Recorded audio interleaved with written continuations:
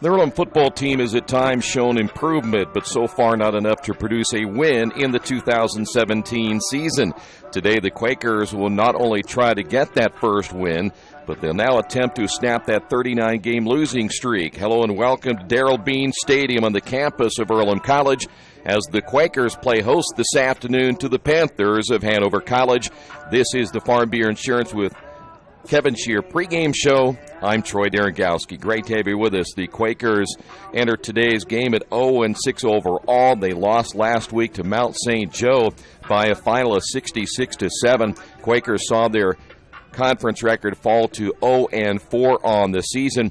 Meanwhile, on the other side of the ledger, Hanover comes in at 2-4 overall. They're 2-2 in conference play. When we come back on the Farm Bureau Insurance with Kevin Shear pregame show. I keep forgetting the guy's name. We will return and take a closer look at the Panthers coming up in just a few moments right here at Radio Troy Digital Sports. Some people are born lucky. Other people take luck into their own hands, avoid stepping on sidewalk cracks, and wouldn't dare walk under a ladder. But whether you're born with luck or make your own, when it comes to your insurance coverage, luck should have nothing to do with it. So talk to Indiana Farm Bureau Insurance today or visit them online at infarmbureau.com to purchase an auto policy. Indiana Farm Bureau Insurance. Stop knocking on wood. Questions about your coverage in Wayne County? Call 765-962-9548 and ask for me, Kevin Shear. Since 1994, Beach Automotive has provided motorists in the Richmond area with comprehensive auto repair services that include car and truck care, alignment, brakes, tires, engine, transmission, and more. You'll be hard-pressed to find the same level of expertise that our auto mechanic specialists provide. For a high-performing vehicle, trust Beach Automotive. To learn more, call 765-966-8181. Beach Automotive, 110 East Main Street, Richmond. Big Boys Pizza is now open in Richmond, located at 1015 East Main Street, next door to the Civic Theater. The menu has great sandwiches, pasta, salads, and of course, pizza. Come dine in, carry out, or have your food delivered day or night, at home or at the office. Other locations are in Connorsville and Brookville. Bring in a sports ticket after any game and receive 10% off your purchase. Ticket must be dated for the same day as your purchase. Dine in, take out, or delivery, Big Boys Pizza. 765-488-0023. Hi, this is Troy Darengowski from Radio Troy Digital Sports. You know what, staying in shape isn't always the easiest thing to do. So to help assist me, I work out in just one place, that's Family Fitness. I can do everything from lifting, body pump, kick fit, body flow, kettlebell, Zumba, CrossFit, and more. So if you're looking for a great way to stay or get into shape, check out Family Fitness Works in Richmond. Give them a call at 935-9191 or go to their website, familyfitnessworks.com. Back once again here, by the way, homecoming weekend, as we've already seen the field hockey team pick up a win earlier today. The women's soccer team currently playing. The men's will be playing a little bit later. They, by the way, are dedicating the new soccer stadium today as well. And for the football team, hoping again to get a win against the Panthers. The last time these two teams met here, you may remember that it was October 31st, 2015. Hanover won that contest in a thrilling 135-34. Remember that contest extremely well. And by the way, the Quakers so far still looking for their first win. They're 0-7 against Hanover in this series. Hanover 2-4. They lost their first three games. They lost to Center 27-14. They go on the road. They lose to Maryville 24-20. So a couple of close games early. They open up the conference season. They play at Rose. They lost that one 38-28. Come back against Anderson in a high-scoring affair in that one. They win it 64-21. They travel back to Mount St. Joe. They lose it 35-20. And then last week, a close one against Bluffton, beating the Beavers 31-28.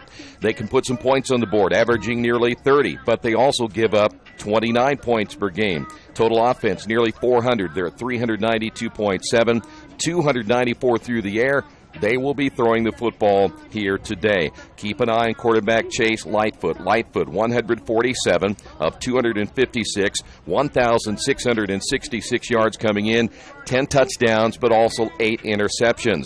As far as the running game goes, we'll keep an eye on what happens today. We're not exactly sure now. They have listed Garen Messmore as the starter, but they've used 4 different running backs so far this season. We'll see who gets the start here today.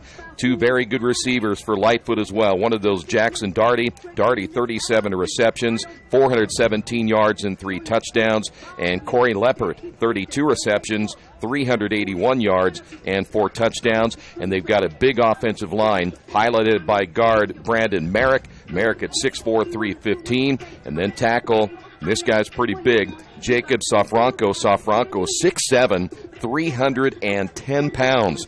And that gives you a pretty good idea just how good their offensive line can be. When we come back, we'll take a look at the Quakers and see where they set going into this one as we continue on the Farm Bureau Insurance with Kevin Shear pregame show right here in Radio Troy Digital Sports. Some people are born lucky. Other people take luck into their own hands, avoid stepping on sidewalk cracks, and wouldn't dare walk under a ladder. But whether you were born with luck or make your own, when it comes to your insurance coverage, luck should have nothing to do with it. So talk to Indiana Farm Bureau Insurance today or visit them online at infarmbureau.com to purchase an auto policy. Indiana Farm Bureau Insurance.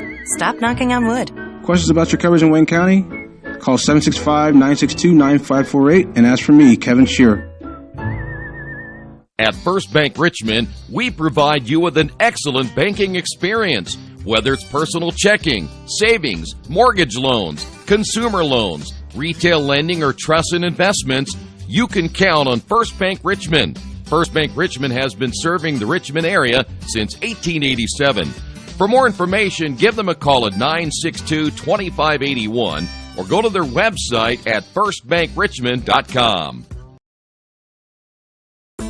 For the past 35 years, Van Vliet Insurance has built a reputation of bringing a personal touch.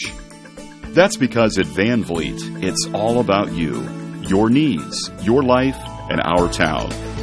Along with providing quality coverage to individuals, families, and local businesses, we're proud of our community and the opportunity we have to protect your future within it. Van Vliet Insurance, an Erie Insurance representative. Hometown professionals at work for you. Back here at Darrell Bean Stadium on the campus of Earlham College, I was just told I called Hanover the Panthovers. All right, it's been a long day already. Earlham 0-6, 0-4 in the conference. They lose last week to Mount St. Joe 66-7. They were just not in this football game last week. They were down at the end of the first quarter 28-0. Those 7 points, the lowest they've given up so far this year, or have scored this year. The 66 was the most given up this season. Earlham has played 5 of 6 on the road so far this year, and they're giving up in their last 2 games 61 points per contest, so they've got to find a way to shore things up defensively today. And boy, what more can you say about Wes Hundley? He's been kind of a one-man show on offense this season. He has accounted for 1,559 of the 1,888 yards. That's an 83% clip going in, 917 yards passing, 642 yards rushing, and 16 touchdowns. They've got to get Marcus Cooper going today. Marcus, 39 receptions, 349 yards, and 6 touchdowns. And, of course, on the defensive side, needing to get some stops here today, but Kobe Walker leads the Quakers with tackles at 8.7. Dan O'Donnell is at 7.2 tackles per contest. Earlham averaging just over 20 points per game, but giving up 49 on the season.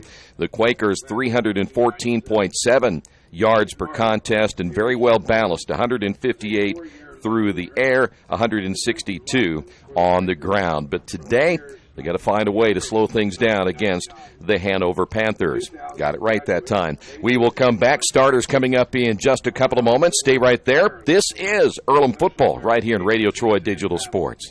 Our community. It's where we live. It's where we work. It's where we play. At West End Bank, we're not just in the community. We're a part of the community. And that's why we support over 100 programs for local nonprofits and schools, including our financial literacy program that positively impacts countless students throughout the area. You bank locally, so we give back locally. To watch people grow, with endless possibilities. It's summertime, the kids are home, and traffic on your carpet is pretty heavy. Let Georgia Direct install stain-proof, waterproof carpet that's easy to take care of and gives your home a fresh new look. Georgia Direct has great-looking carpet, colorful tile, beautiful hardwood flooring, and more. And for the kitchen, the Georgia Direct showroom features lots of new cabinets and design ideas. Georgia Direct in Richmond, National Road East, exit 156A, just off I-70, next to Red Lobster. For price, selection, experience, and service, it's Georgia Direct. Hey, this is Steve, and out at Jiffy Lube the other day, a customer came in and said, Steve, this was my 100th oil change on this car, and you've done them all. Hi, my name is George Farrell, and I've been coming to Jiffy Lube for over 14 years. I recently just had my 100th oil change. I'd like to thank Steve Funkhauser and his staff for the great service that they've provided me over the years. Thank you to all, and I would recommend anyone to come to Jiffy Lube to get their car serviced. Jiffy Lube, #1 in customer satisfaction for a reason. Mancino's is family-friendly, serving fresh grinders, pizza, pasta, and salads daily. They serve great food priced for family budgets. And whether it's one of their homemade grinders, salads, or pizza, there's sure to be something for everyone in your family. Our baking process may cost a little more and take more time, but the end result of freshness and flavor make the real difference in all of Mancino's award-winning products. Mancino's of Richmond. Give them a call at 966-1161 or go to their website, mancinosofrichmond.com. New Vision Sports is a training program that focuses on the training and improvement of the serious-minded athlete, including all ages and skill levels. From creating customized workout plans to providing ongoing motivation and support, New Vision strives to help you achieve your training goals. Their trainers use a variety of effective workout plans based on your specific goals. New Vision Sports, 977-5831, or go to their website, newvisionsports.com. That's New Vision Sports with a Z.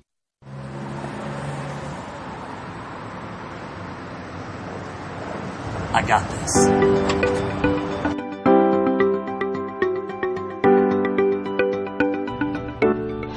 I got this.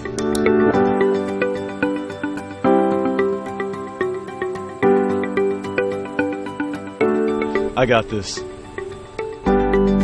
At Harrington Hogue, we believe your life belongs to you. That's why we work hard to make sure that your insurance coverage is the last thing you have to worry about. So when it comes to keeping you protected, We got this.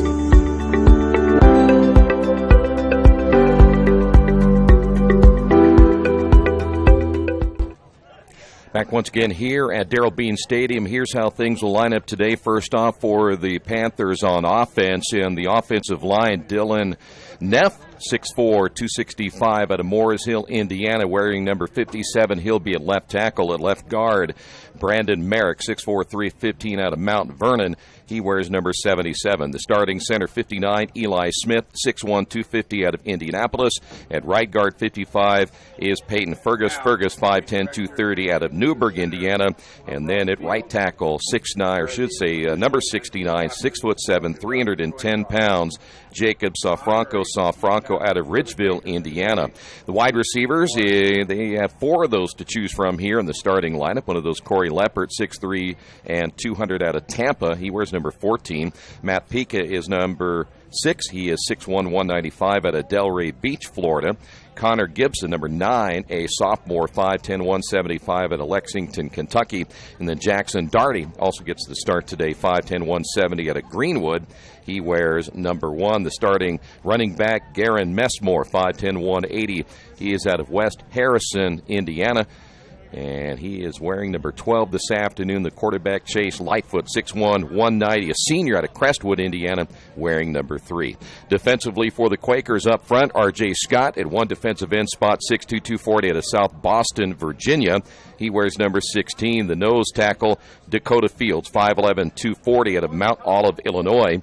Dakota wears number 92. Joel Dominguez, the other defensive end, 6', 250 out of Miami. He wears number 51. The linebackers, number 34, Austin Baker, 5'11", 180 pounds out of Dallas. Number 35, Kobe Walker, 6'1", 210 out of Richmond. Alfago Shoemate, 6', 210 out of Atlanta, Georgia, number 18. And Gavin Farrar, a freshman, 5'10", 190 out of Richmond, wearing number 49. The corners today, Cole Burrell out of Arcanum, Ohio, 6'1", 160, a sophomore, number 12. Eric Bryant, the senior, 5'7", 180, out of Oxnard, California. He wears number 30. And then Jordan Christian, the safety, 6'2", 210, out of Richmond, number 14. Dan O'Donnell, 6'2", 190, out of Arcanum. He is wearing number 13 at the other safety spot. I think that field hockey match took everything out of me today. The Quakers will be in their dark uniforms. You see the Quakers lining up for the opening kick. And for the Panthers, they will be in their all-whites. Quakers will attack from right to left as we're ready to get this one underway here this afternoon. Overcast skies, still a warm day. Temperature reading around 70 here this afternoon, which is pretty good for this late in the month of October. We will take it. Marcus Cooper deep. Also for the Quakers, Elijah Bilal. Cooper number 7, Bilal number 3. And teeing things up at the 35-yard line to kick it off here this afternoon is Mark Sale Tabor. He's out of Columbus, Indiana, 5'11", 160 pounds. And here we go. HCAC contest here this afternoon as the Quakers back home after playing 5 out of 6 on the road. Here's Bilal inside the 10, the 15, the 20. Brought out to the 25, close to the 27-yard line where he's brought down there. The Quakers, Wes Hundley. Boy, his numbers again showing that he is the one-man show so far this season. 917 yards through the air, 642 on the ground. By the way, that's 259 yards by himself per game. His completion percentage at only 52%. That's one area he would really like to improve upon. Bilal to the near side, 2 receivers to the right. One of those will be Cooper. The Quakers open up with one in the backfield. That'll be Clark, and the keeper by the quarterback, Hundley, might get him back to the line of scrimmage. So 2nd down and 10 now for the Quakers.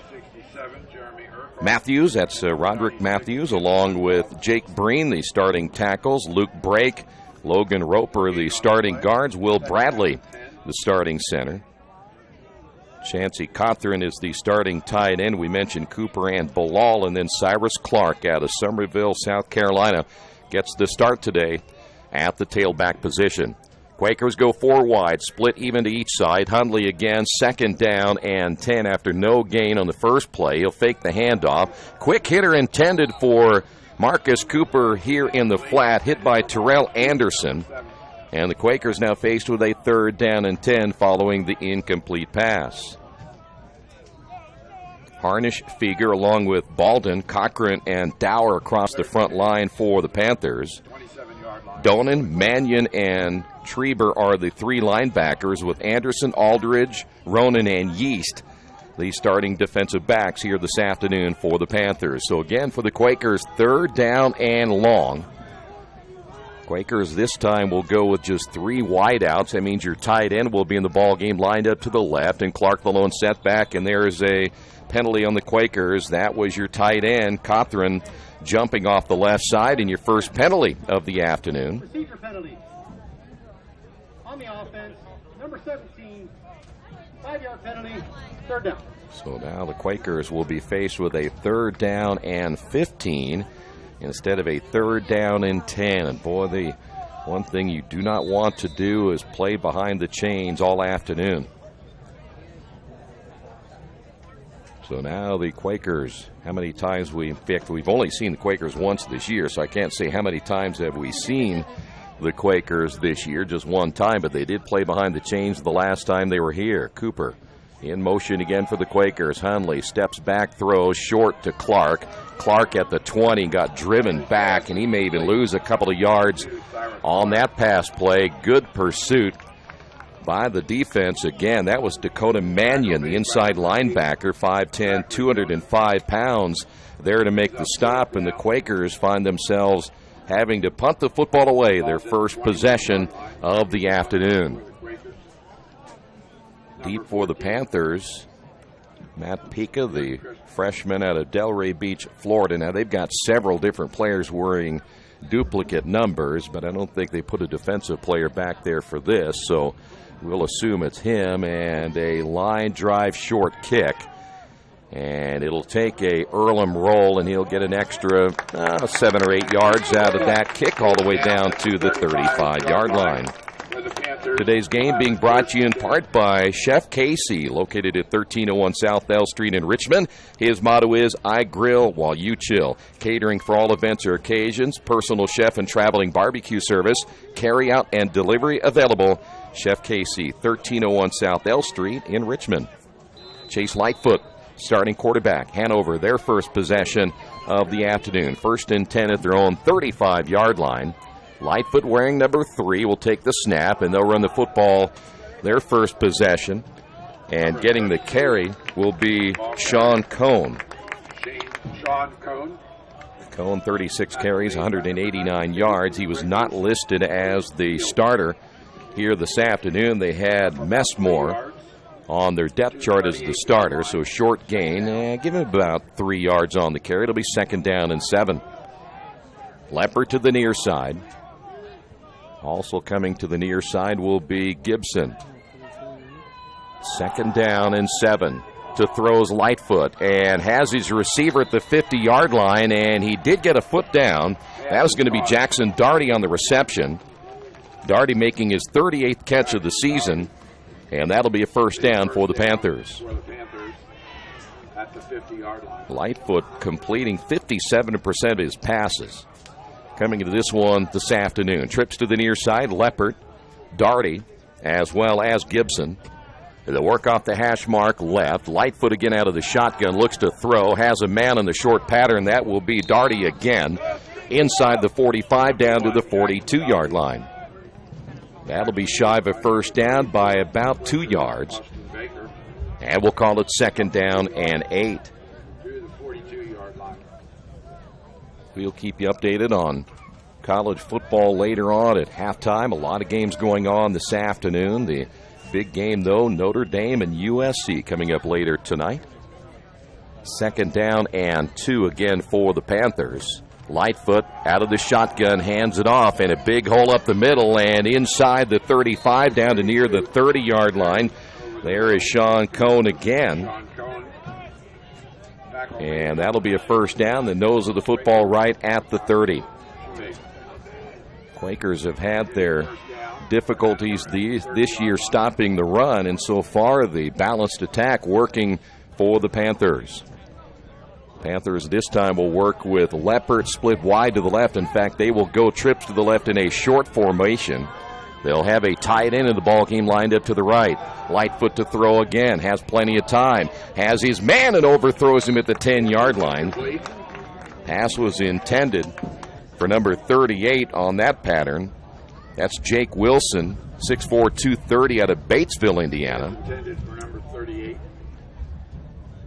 So it'll be 2nd down and 10. Boy, you love a football team, at least I do, that comes out and throws it on 1st down and will challenge that defense and really keep them honest in the box. So now the Quakers faced with their, take that back, the Panthers faced with a 2nd down and 10. 4 wide out, split to each side. They'll throw it out in the flat. Ball caught 30, 25, 20, and then brought down. That'll be Daugherty again. That's his 3rd catch already of the afternoon. You can follow along live stats as well on GoEarlham.com. And that'll be a 1st down. We'll put the football at the 20-yard line.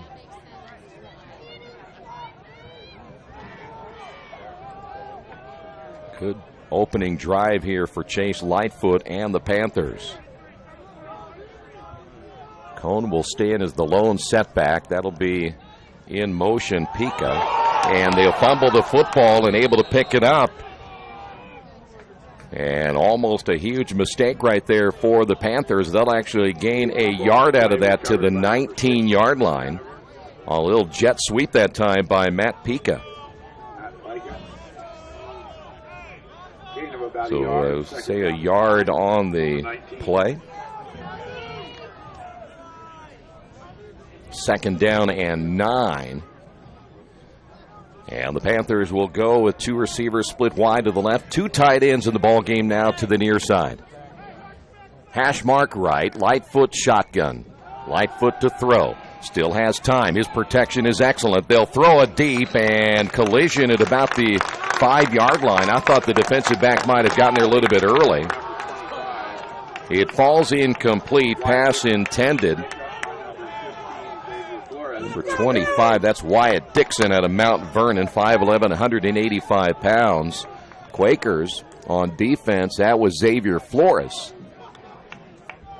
Flores getting a chance to start on defense for Earlham. We've seen Flores go from offensive line, fullback, now on defense, defensive back. He's been everywhere in his career for the Quaker football team. 3rd down, and let's call it 9 once again. Lightfoot will have 3 receivers stacked to the near side. Lightfoot again over the middle, and the ball's going to be caught at the 10-yard line, diving ahead, and a 1st down on the reception. Connor Gibson, 5'10", 175, and a sophomore. And that'll be a 1st down and goal now for the Panthers in their opening drive. 10:04 to go here in the opening period of play. Now, other than the couple of plays that Lightfoot has thrown so far, the football sailing a little bit high on him. This has been a pretty impressive opening drive against the Quakers after Earlham unable to do anything with the football their first time out. Daugherty, one of the 2 receivers now to the right. Empty on the left side. Handoff and nowhere to go. Quakers get the stop. That is Harrison Rice, the freshman out of Northeastern High School. Up in Fountain City, 6'2", 230 pounds. Rice part of that TEC championship over the last 4 years at Northeastern. And so now it'll be 2nd down, and the loss all the way back to the 11-yard line. So 2nd and goal from the 11. Cone, the lone setback, and this time the Panthers will go trips to the left. Lightfoot looking to the right. He has one-on-one coverage and intercepted by Jordan Christian.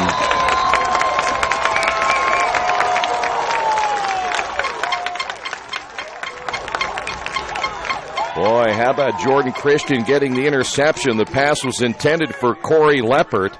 That'll be the 9th interception on the year now for Chase Lightfoot, and the Quakers get a huge break here early. Jordan Christian is a converted quarterback, and he read that ball well right off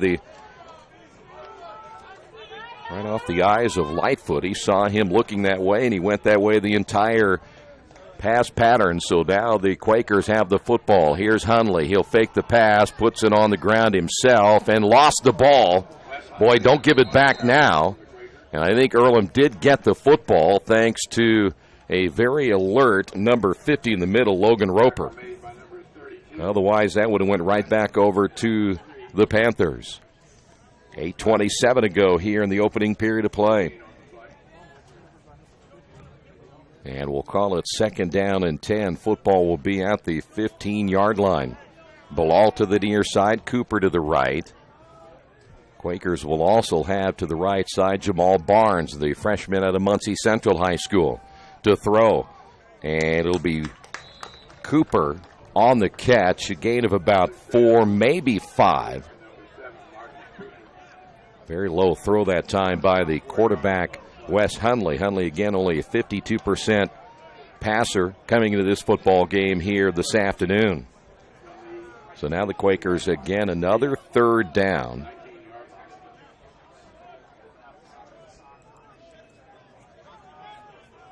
Second time the Quakers have been faced with a 3rd down situation. Malik Reed in the backfield. Hunley to throw. Reed out on the flat, 20, and brought down very close to the 1st down. He might be shy by about a yard, or did he make it? He made it. So 1st down, Quakers.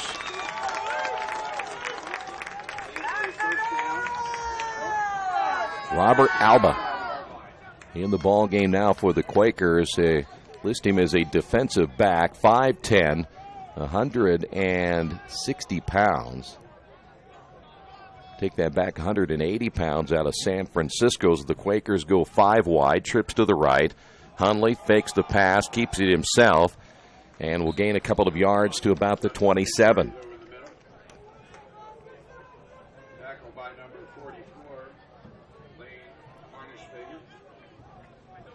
Harnish-Fieger gets credit for the tackle, the defensive end, a senior up front for the Panthers. So now the Quakers second down, let's call it 7. Clock is coming up on 6:34 to go here in this opening period of play. Bilal to the right. I'll take that back. Bilal to the left. Cooper to the right. Also to the right side will be Barnes. Reed in the backfield. They'll fake the handoff. Hundley, 30. Puts his head down and is driven out of bounds at around the 34-yard line. Now this time I think he's going to be short of a first down by about a yard. Well, when you're trying to snap a 39-game losing streak at this stage, you just go for it. Whether it's third down or fourth down, whatever the case may be, just keep going. And this is a big third down here for the Quaker offense. Quakers bringing in the ball game now Dalton Engel. Engel will work as a tight end to the right side. Quakers work with 2 to the near side, Bilal and Cooper. Hundley again out of the shotgun. Reed in the backfield. Hundley will keep it himself, and he's not going to make it. Well, he tried that little run around the right end. He made the cutback, and Hundley loses his helmet. But I think he's going to lose a couple of yards, and so the Quakers will be faced with a fourth down. Boy, he had 1 yard to get, couldn't come up with it. So now the punting unit will come on. This is Jordan Christian. Christian averaging about 36 yards per kick. Deep once again will be Matt Pica. It's either Pica or Pica. I don't think I have a pronunciation guide. Well, let's go with Pica this time. That's a good kick by Jordan. Inside the 20 and will go out of bounds at around the 15-yard line. So another good kick, and so far Christian Jordan gets the interception, and another good kick will put the Panthers deep in their own territory. Reminder, today's game being brought to you in part by Richmond area Subways. Each day of the week, you can get a different 6-inch sub with no artificial flavors or colors, only $3.50. Every Friday, the tuna, Saturday, the Black Forest ham, and Sunday, the meatball marinara. Treat yourself at Subway. 4 locations in Richmond and Hagerstown. Subway, eat fresh. Hanover football, man in motion. Well, we'll reset. This is Darty to the near side. Lightfoot will hand it off. And a carry by the tailback, Cone once again. Will get across the 20, maybe 21-yard line.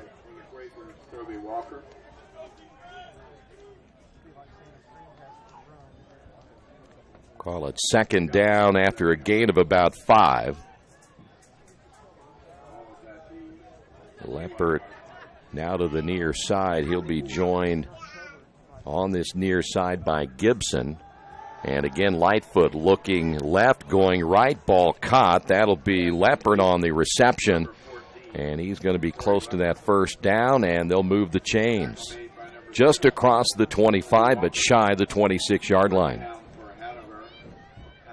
Panthers had a chance to score in their last drive and came up short after the interception by Jordan Christian.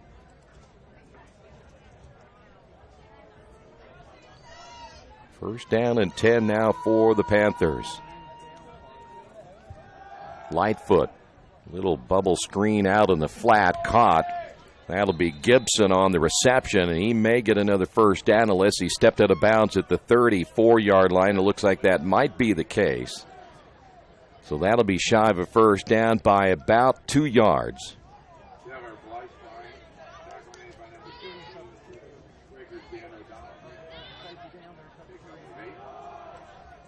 Quick run this time by the Panthers, and that should be a first down, and it is, as Cone able to get across the 37 to the 39. And it'll be first down Panthers once again. Clock down to 3:57 remaining here in the opening period of play. Trips to the left. Hash mark left. One receiver to the near side. That'll be Leopard. Lightfoot sets up in the pocket. Here comes the pressure, and it'll be thrown out in the flat. Caught 40, 45, and then upended. Very close to the 50-yard line. On the reception, coming out of the backfield was Sean Cohn. Coming up to make the stop for the Quakers, Xavier Flores. We called Xavier's name earlier. So first down at the 49-yard line. This time Lightfoot will hand it off, and a nice hole this time by Cohn. And Cohn still on his feet to the outside, inside the 40. And he'll get another first down for the Panthers. That's great effort that time by Sean Cohn. He's out of Evansville, just a freshman, 5'10", 185 pounds. 3:18 remaining in the quarter. Lightfoot will fake the handoff. Ball caught 40, 35, and inside the 35. It's going to be Pica on the reception. Nope, that was Doherty. Let me check here. Nope, it's going to be Pica. Football will be placed at about the 33-yard line, and Hanover quickly to the line of scrimmage. Trips to the near side. Single receiver split wide left. They'll fake the handoff. Throw over the middle, dropped by Jackson Doherty. He had a little bit of open field ahead of him at about the 25-yard line as he fails to hold on. Falls incomplete. Third down at about 5 and 2:47 to go. Now here in the quarter. Hanover again with 3 receivers to the right. They'll stack those guys up very close together. Lightfoot looking to his left. He goes that way, short of the first down. Stepping out of bounds at the 29-yard line. That was Matt Pica once again. So now fourth down. Panthers, I believe, will go ahead and go for it right here. 2 tight ends coming into the lineup. One of those, Jake Wilson, 230 pounds. He will move some bodies up front. Lightfoot again out of the shotgun, 4th down and 1. They'll fake the handoff. Quarterback will keep it. Lightfoot gets the first down at the 20, the 15, diving ahead at around the 10-yard line. And he hasn't been brought down yet. He had landed on top of Cole Burrell. And so we're going to put him very close to the 9-yard line. So a first down for the Panthers. Quakers make a change as Alfago Shoemake will come back in. Panthers were here earlier and again through the interception. Coming up on the 2-minute mark now here in the opening quarter of play. Shotgun formation. This time the handoff to the outside. The 5, touchdown by Hanover. That'll be Sean Cohn. And it'll be a 4-yard score. And the Panthers this time get on the board and lead this one 6-0. Very impressive drive once again by Hanover. Take away the Lightfoot interception. They've had 2 very good drives so far here this afternoon. The extra point attempt, Austin Stewart out of Warsaw, Kentucky. And the kick is up. It is good. And on the Wesley Bates Wealth Management scoreboard, it is Hanover 7, Earlham nothing. This is Earlham Football, Radio Troy Digital Sports. Hello, my name is Kyle Schwarzkopf. I'm the manager of Kyle's National Road Auto, in business in Richmond since 1979. We employ ASE certified technicians, and we have over 80 years of experience. We work on all domestics and most European and Japanese cars. Give us a call at 966-1555. Kyle's National Road Auto Service. My name is Kyle Schwarzkopf, and I approve this message. Well, Quakers will get the football back for the 3rd time here this afternoon, trailing this one 7-0 here in this homecoming weekend. That was, again, a very nice drive put together by the Panthers. See if Earlham can get this offense rolling.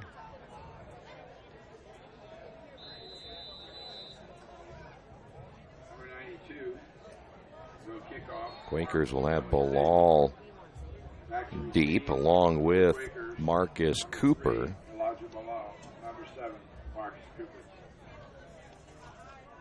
So the ball teed up at the 35. Here we go. And Earlham again trailing 7-0. Cooper number 7, Bilal number 3. It'll be a short kick. Bilal from about the 10. 15, 20, 25, 30. Spins, gets hit at the 35 and brought all the way out to the 38-yard line. And that's where the Quakers take over 1st and 10. Good return by Bilal.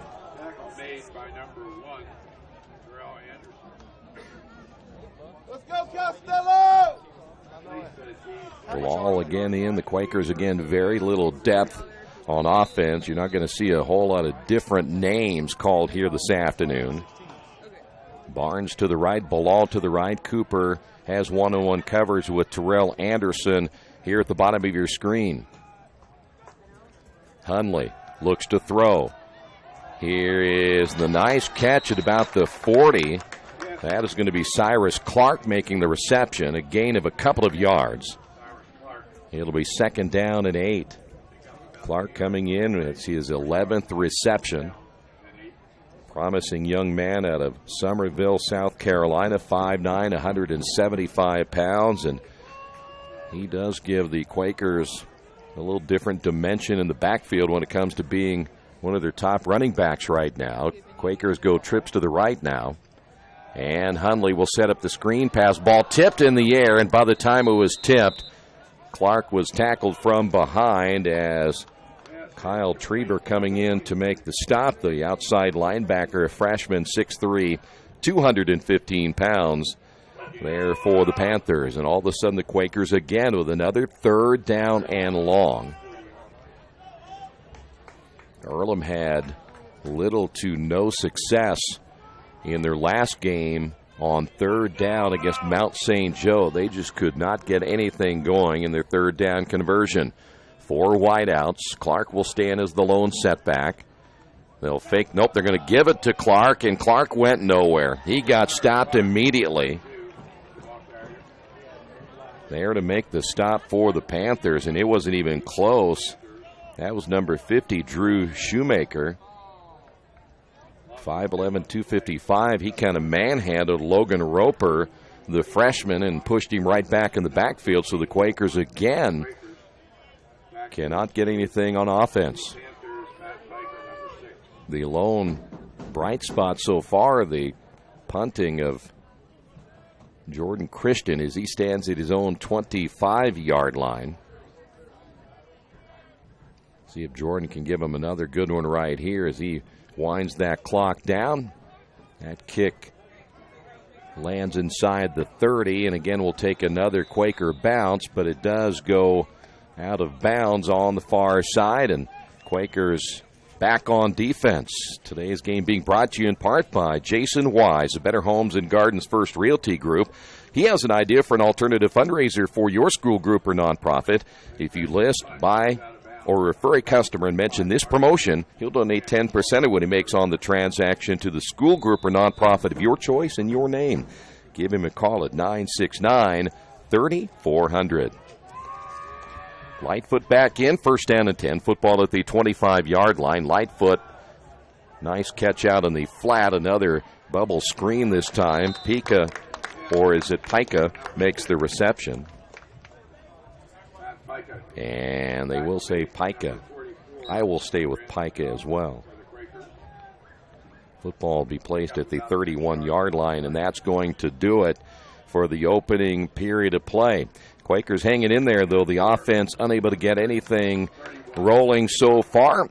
On the Wesley Bates Wealth Management scoreboard at the end of 1, it is Hanover 7 and Earlham nothing. This is Earlham football. Radio Troy Digital Sports. Best One Tire and Service has been committed to our partners since 1948. With more than 250 locations in 26 states, Best One puts over 1 million tires on the road every year. Superior tires, expert service, competitive prices. Best One Tire and Service, where the best costs less. Hi, I'm Roger Clark with Best One of Richmond. Because Best One is one of Bridgestone's largest retailers, we offer exclusive Bridgestone savings. Visit us in Richmond to save on Bridgestone tires today.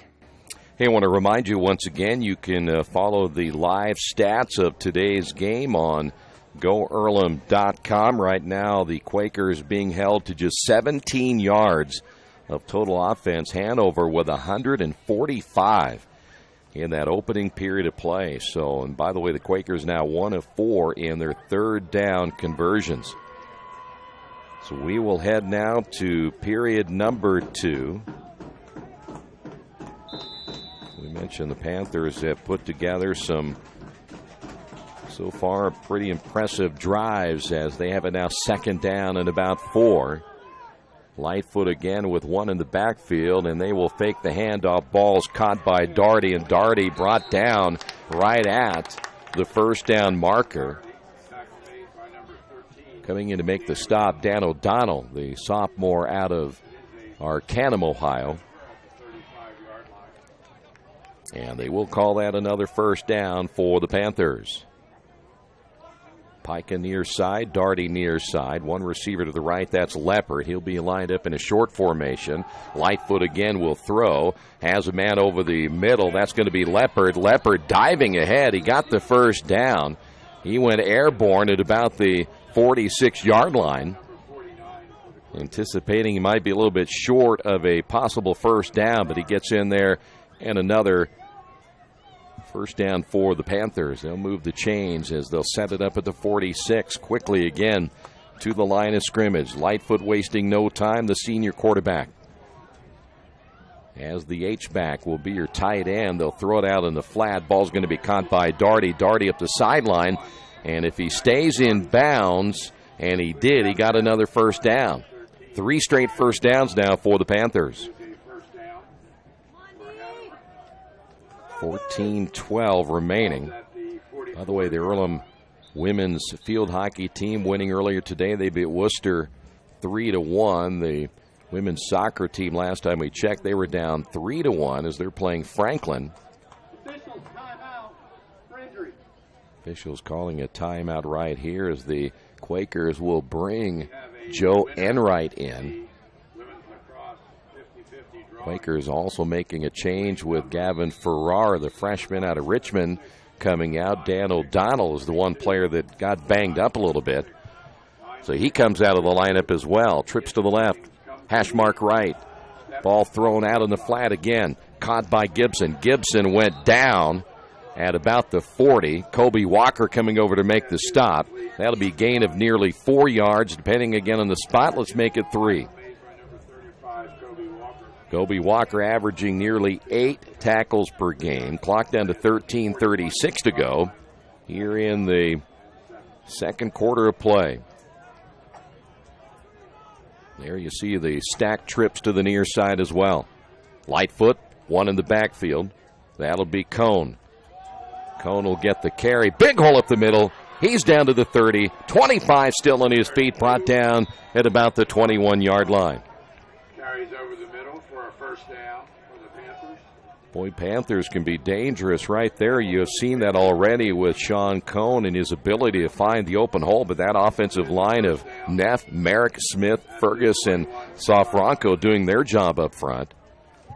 Sofranco looks like a man amongst boys out there at 6'7", 310 pounds. Ball caught out in the flat. The running back coming out of the backfield down to the 10-yard line. That's Cone. And finally brought down close to the 8. Tackle made by number 34, Austin Baker. Baker able to make the stop. But for the Panthers, Sean Cone coming out of the backfield. And this is a Hanover team. They want to work quick. The tight end coming out, that is Jake Wilson. He's got some big-time size at 6'4", 230. Panthers again will go trips to the left. Hash mark to the right on the snap. Here is the running back Cone coming out of the backfield. Dives ahead, gets into the end zone for a touchdown on 1st and goal from the 8. And that'll be an 8-yard pass play and a touchdown for the Panthers, who now lead this one 13-0. Well, they used the running back Sean Cone several times in that drive, including the last 2. And now the extra point attempt.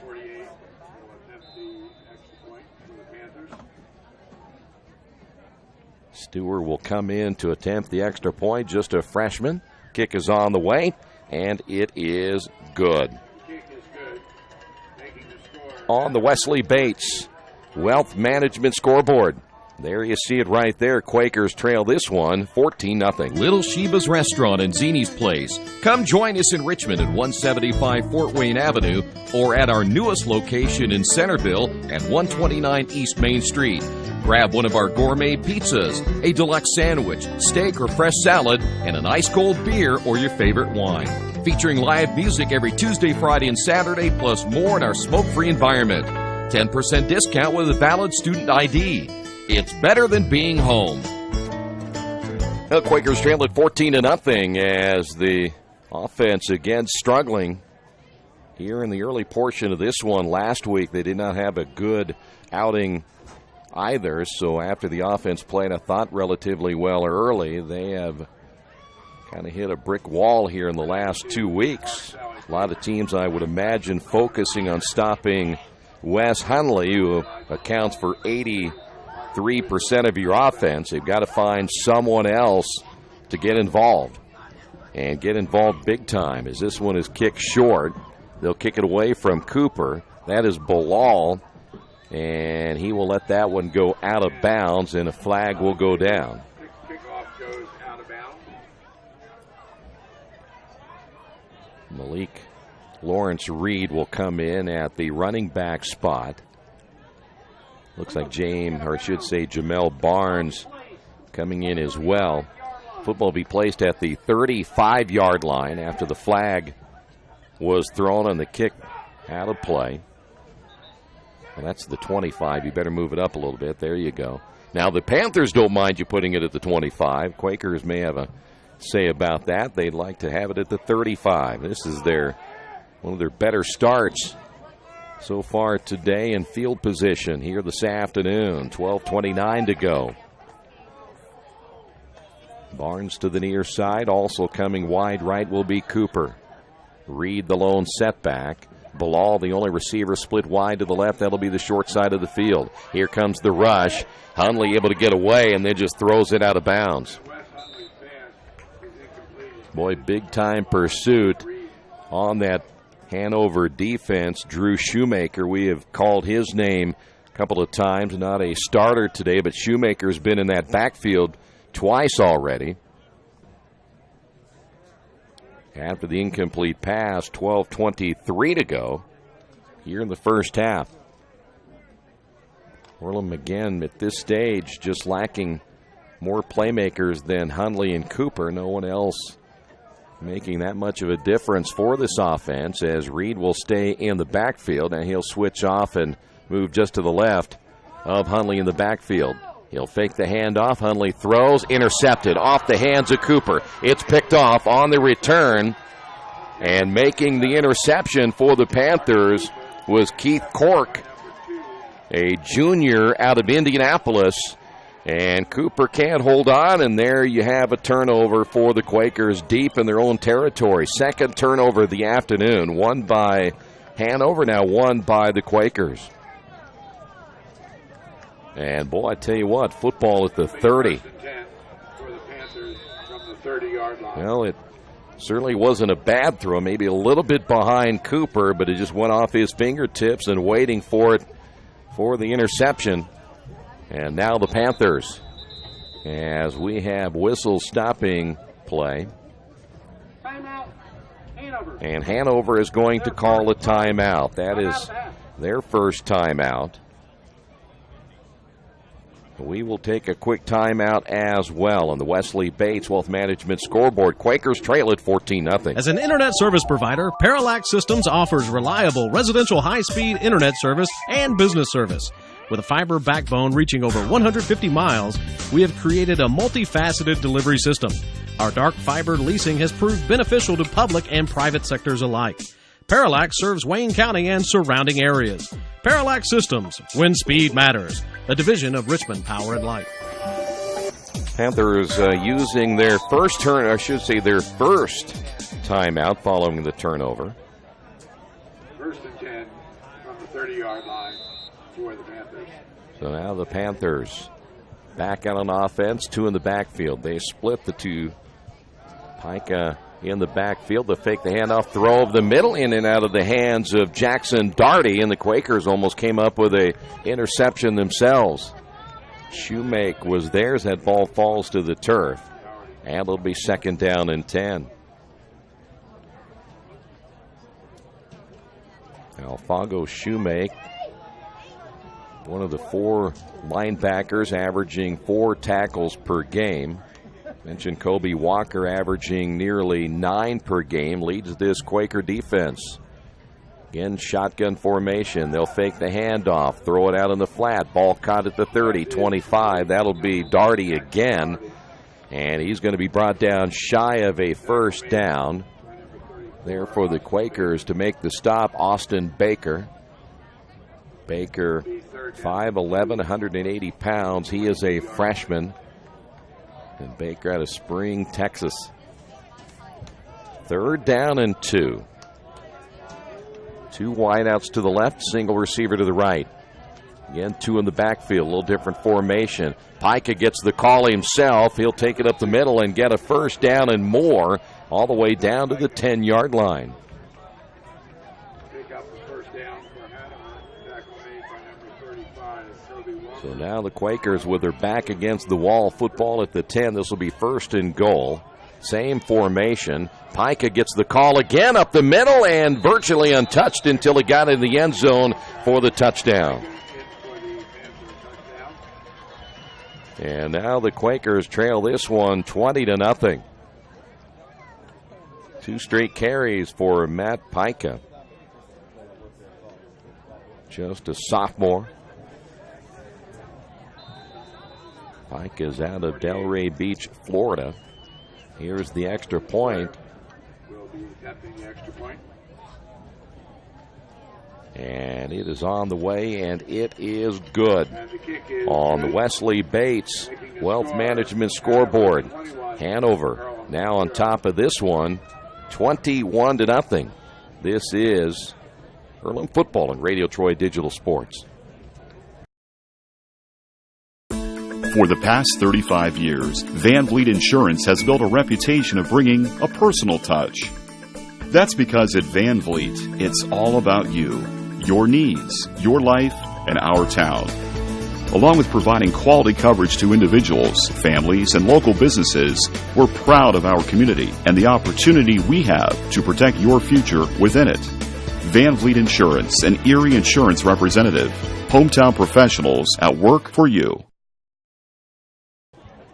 As we mentioned, a fairly nice day today. We have some overcast skies here, but temperature around 70 degrees. If we can just get that Earlham offense to warm up a little bit here in the first half and trying to get back into this thing down 21-0.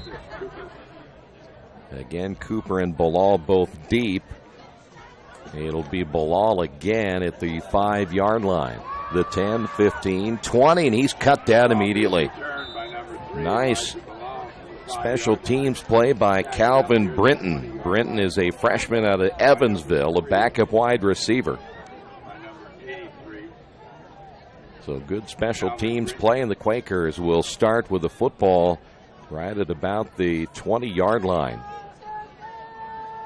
Mentioned at halftime, we'll check out the latest college football scoreboard going on today. And again, you can follow along with the live stats of today's game as well. 244-17 in total yardage so far today. Quakers offense really struggling. Here is the end around now by Hunley, who will get forced out of bounds. He's going to get a first down on the carry, perhaps the best offensive play the Quakers have had today overall. And that'll be at about the 33-yard line. Mentioned Hunley, so important to this offense when you look at his overall numbers, just his ability to make things happen with his legs. It really does keep the defense honest. And they're going to need more out of Wes here this afternoon. Clark the lone setback. They'll fake the handoff to Clark. Hundley going to try to get it himself, and he will go out of bounds. He got a stiff arm. In fact, he went right after. Seems like that was Matt Ryer, the 6'1", 205-pound defensive lineman out of Wellington, Florida. He stiff-armed him, and that actually enabled Hundley to get to the outside and get a couple of yards out of the play. So put the football at the 35-yard line. Clock down to 10:24. Cawthron will be one of the three wideouts now to this near side. Empty backfield, 5 wide. Man in motion is Cooper. They'll fake the handoff to Cooper. They'll throw. Ball caught. And it's going to be shy of a first down. On the reception is Corey Peters, backup wide receiver out of Liberty Township, Ohio. 5'8", 160 pounds. But he's about a yard shy of the first down. He'll come out. Clark is back in. Bilal is back in. So this time, instead of the Quakers playing with a 3rd down and long, they're 3rd down and 1. Cooper, the lone receiver, now to the near side. Barnes will now switch from right to left. Quakers go trips to the left. They'll be playing. That's the short side, so hash mark to the left as well. Clark in the backfield, 4 on the play clock, and they do get it off in time. Here comes the rush. Hundley, and he gets thrown for a big loss. Hundley tried to get to the outside, nowhere to go as Kyle Trieber is there to get the sack, and it was 3rd down and short. Now you're looking at 4th down and 15. That's a loss of about 14 yards on the quarterback sack. So now Jordan will come in to punt the football away. Deep once again for the Panthers will be Matt Pica. Boy, I tell you what, that was another blown opportunity for the Quakers, and Earlham's going to get a timeout right here. 8:44 remaining here before halftime. Panthers will get the football back, and the Quakers now trail this one 21-0 on the Wesley Bates Wealth Management scoreboard. At the Reed Orthopedic Center, our physicians and support team devote themselves to helping you return to a healthy and active lifestyle. Our expertise includes shoulder, elbow, foot, ankle, hand, wrist, hip, and knee injuries, as well as pain management and rehabilitation and school athletic training programs and sports medicine. We are committed to providing you with the best possible orthopedic treatment that we can. To request an appointment at the Reed Orthopedic Center, call 765-935-8905. Quakers again forced to punt the football here this afternoon as the offense got the one nice play by the quarterback Wes Hundley, and that was it. And then the big sack puts them deep again all the way back to their own 27-yard line. So 4th down and long as Jordan will let that play clock run down a little bit more. Doesn't affect the game clock. The rush is on. He gets rid of it in a pretty good punt, driving Pique inside the 25 to the 24. He sets up a return, 30, 35, 40, 45, 50. Earlham territory, still in his feet all the way back to the 40.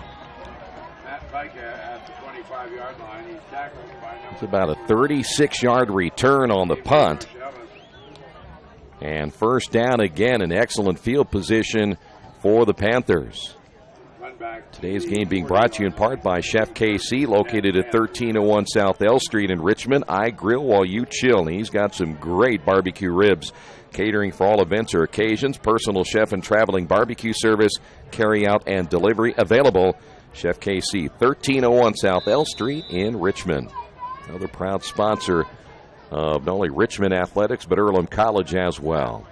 Lightfoot fakes the handoff, rolls, throws, and in and out of the hands of his big tight end, Jake Wilson.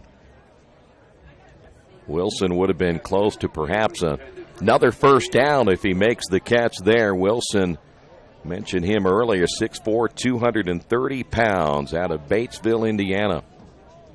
2nd down and 10. Stops the clock at 8:24 to go. Cone in the backfield, and Cone gets the carry, breaks tackles, and another big gain by Cone all the way down to the 26-yard line. Well, the numbers just keep adding up here for the Panthers in the first half. They're going to end up with 300 yards by the time we get to halftime, the pace they're going right now. Lightfoot quickly back to the line of scrimmage. Trips to the left, empty to the right. One in the backfield. Lightfoot looks to throw. Goes down the middle, has a man wide open, touchdown. Gibson got behind the defense, and no one was there. Kobe Walker was maybe the closest to the Quakers middle linebacker, but a great play there by Lightfoot to spot the opening, and he had all day to throw as well, and the Quakers now trail it 27-0.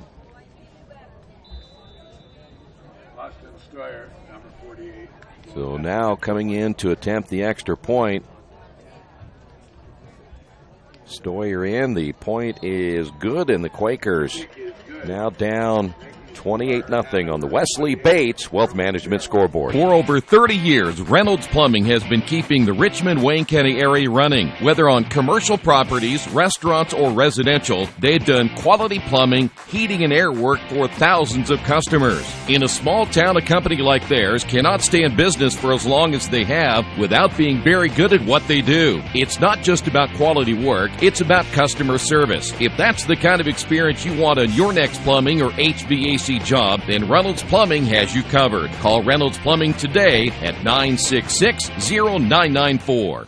You know, the Quakers last week, they'd fallen down to Mount St. Joe 28-0 in the opening period of play and just never recovered the rest of that one, and they trail this one now 28-0 in quarter number 2. Welcome back to Darrell Bean Stadium on the campus of Earlham College. Homecoming weekend, so far not kind to the Quakers.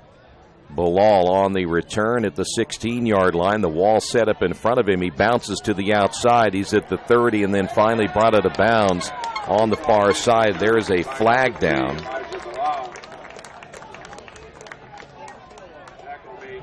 May have been a horse collar. I didn't think he got the face mask, but I think they did get him right underneath the pads, so that should be a horse collar penalty. Personal foul.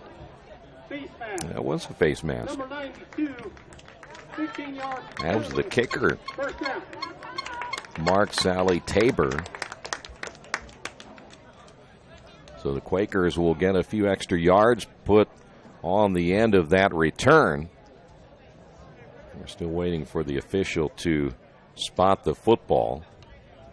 And Earlham will have excellent field position at the Hanover 49-yard line. Barnes to the near side.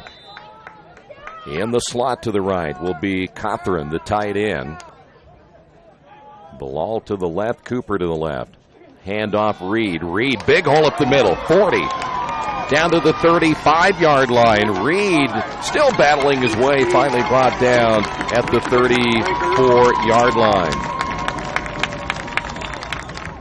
Boy, the Quakers need a nice burst like that out of Malik Lawrence Reed.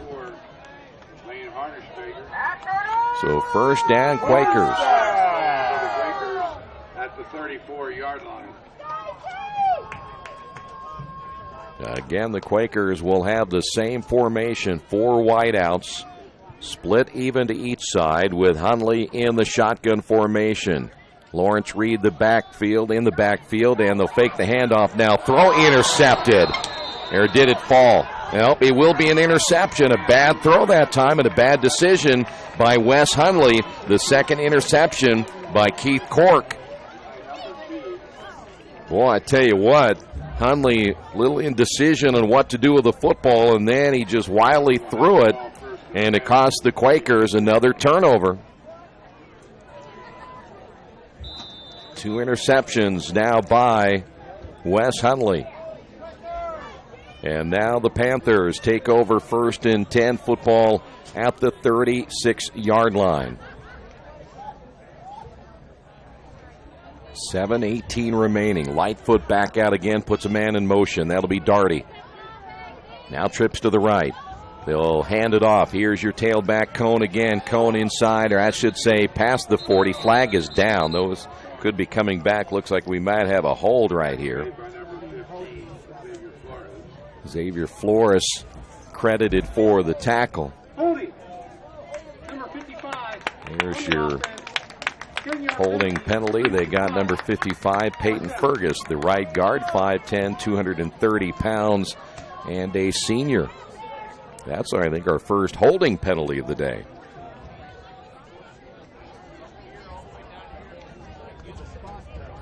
Leppert split wide right. Darty to the near side. Pica to the near side. And again, the Panthers go with 4 wide. Lightfoot sets up in the pocket, throws out, makes the catch. That'll be Cone on the reception. Breaks a tackle across the 30 and out to the 34. Almost getting a chance to make a nice tackle. That was Austin Baker, the outside linebacker. Couldn't hold on to the foot of Sean Cone.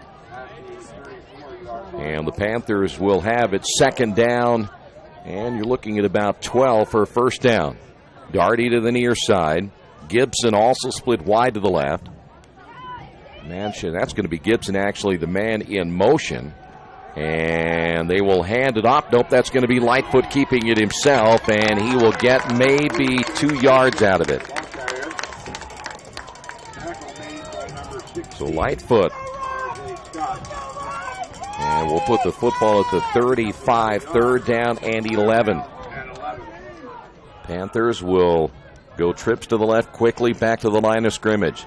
Lightfoot wasting no time as he wants to run another play quickly, not give the Quakers even a remote chance of bringing anyone else in. On defense, Lightfoot. Here comes the pressure, and Lightfoot gets away from the defender, then throws it toward the sideline, and that's incomplete.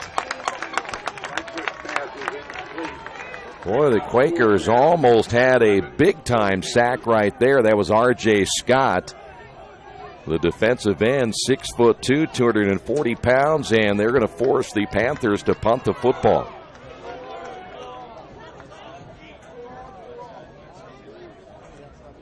Quakers will have deep Marcus Cooper. And this is the first time we have seen the punter here today. That's Jonathan Ward. Ward takes a look, puts a leg into this one. Not a good kick as that goes off the side of his foot and out of bounds. And now let's see where they'll place the football. And they'll put it at the 38-yard line. Well, Earlham's defense getting a hold. Now let's see if Wes Hundley can rebound here from throwing his second interception of the afternoon. Hundley now with 6 interceptions to go along with the 10 touchdowns. Hundley will have to make a better decision. That pressure coming the way it did last time. Just throw that football away and live to play one more. Hundley again out of the shotgun. Fakes the handoff to Clark. Hundley, the keeper, around the left side and may get a yard or so before he's brought down. There's Kyle Treber again. That outside linebacker, Treber's been very active today. Second down and about 8. Again, we'll call that a gain of 2.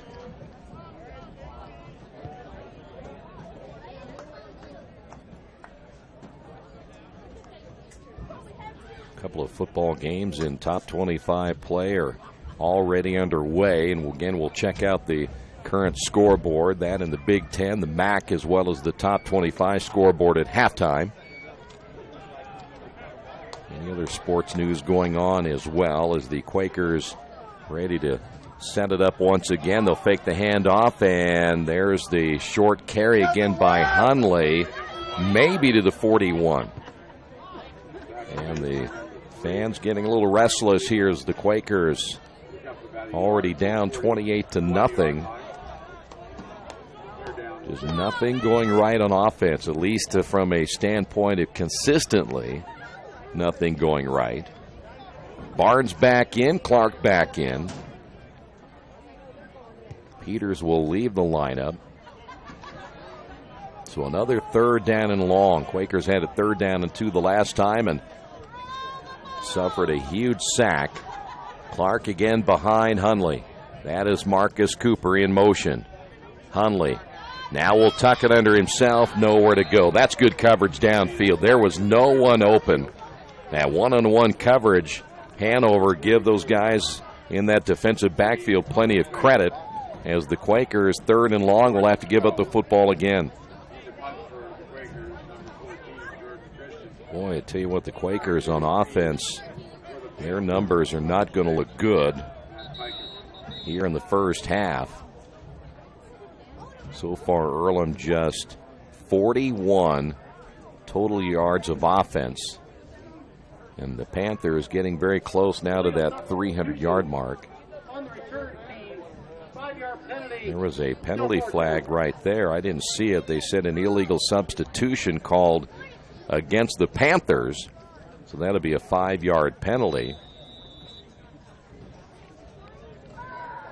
So Jordan back in to punt the football away once again. Pica will be deep, standing inside the 20-yard line.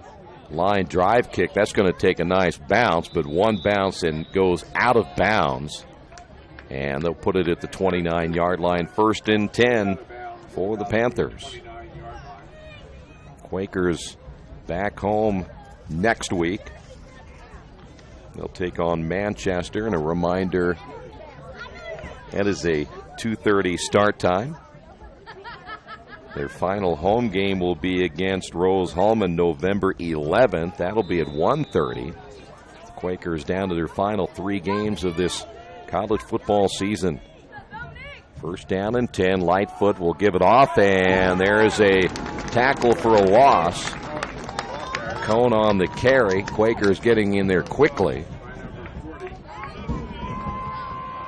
There is no number 40 on our roster for the Quakers.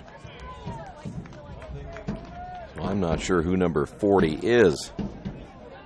If we find out who number 40 is, we'll certainly pass that along. Loss of a couple of yards on the play. Lightfoot once again. Quick hitter in the flat. This will be Cone, the running back, and he's going to get close to the 1st down. All the way about the 39-yard line. We'll mark it back to about the 38 on the placement of the football in that spot. And so that'll be 3rd down at about 1. Not a bad way there as Sean Cone again coming out of the backfield. Nearly got it all back at once. Clock is coming up on the 2-minute mark here in this 2nd quarter. All Hanover here this afternoon. Cone the lone setback. Lightfoot will throw. Quick hitter. Ball caught by Gibson and brought down. That's going to be a loss of about 3 yards on the pass play. Kobe Walker there for the Quakers, read it well. And now it'll be 4th down, and here comes the punting unit for the 2nd time in a row for the Panthers. So Earlham's defense able to hold one more time. Back to receive for Earlham, number 7. Marcus Cooper will be inside the 30-yard line.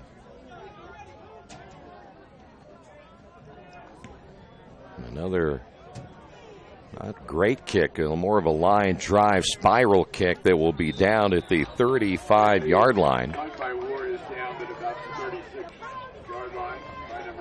So now the Quakers back on offense once again. Ward is a sophomore. He's out of Adventura, Florida. A lot of players from Hanover coming from the state of Florida, especially those on the skilled positions. 1:13 remaining before the half. Quakers down to their final possession here in the first half of play. Lawrence Reed in the backfield along with Hundley. Fakes the handoff, throws, and then dropped out of the reach of Marcus Cooper at the 40-yard line. So now the Quakers at 2nd down and 10. I'm not sure that those two were on the same page that time. That ball was thrown pretty hard by Wes Hundley. Cooper kind of looked back at him after the play. So now 2nd down and 10. Quakers go 4 wide, split even to each side with Lawrence Reed in the backfield. Hundley going to keep it himself. Hundley breaks a tackle 40, 45, and gets the first down, goes out of bounds very close to the 46, maybe 47-yard line with a minute remaining.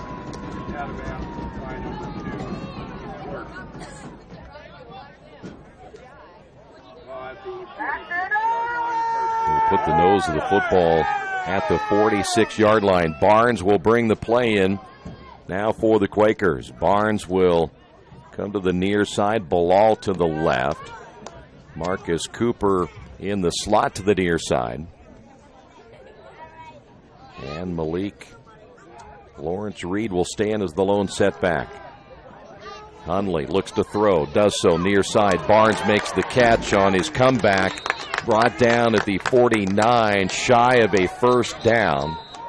And the Quakers want to get a quick timeout. So Earlham gets a timeout. They will have still 2 remaining.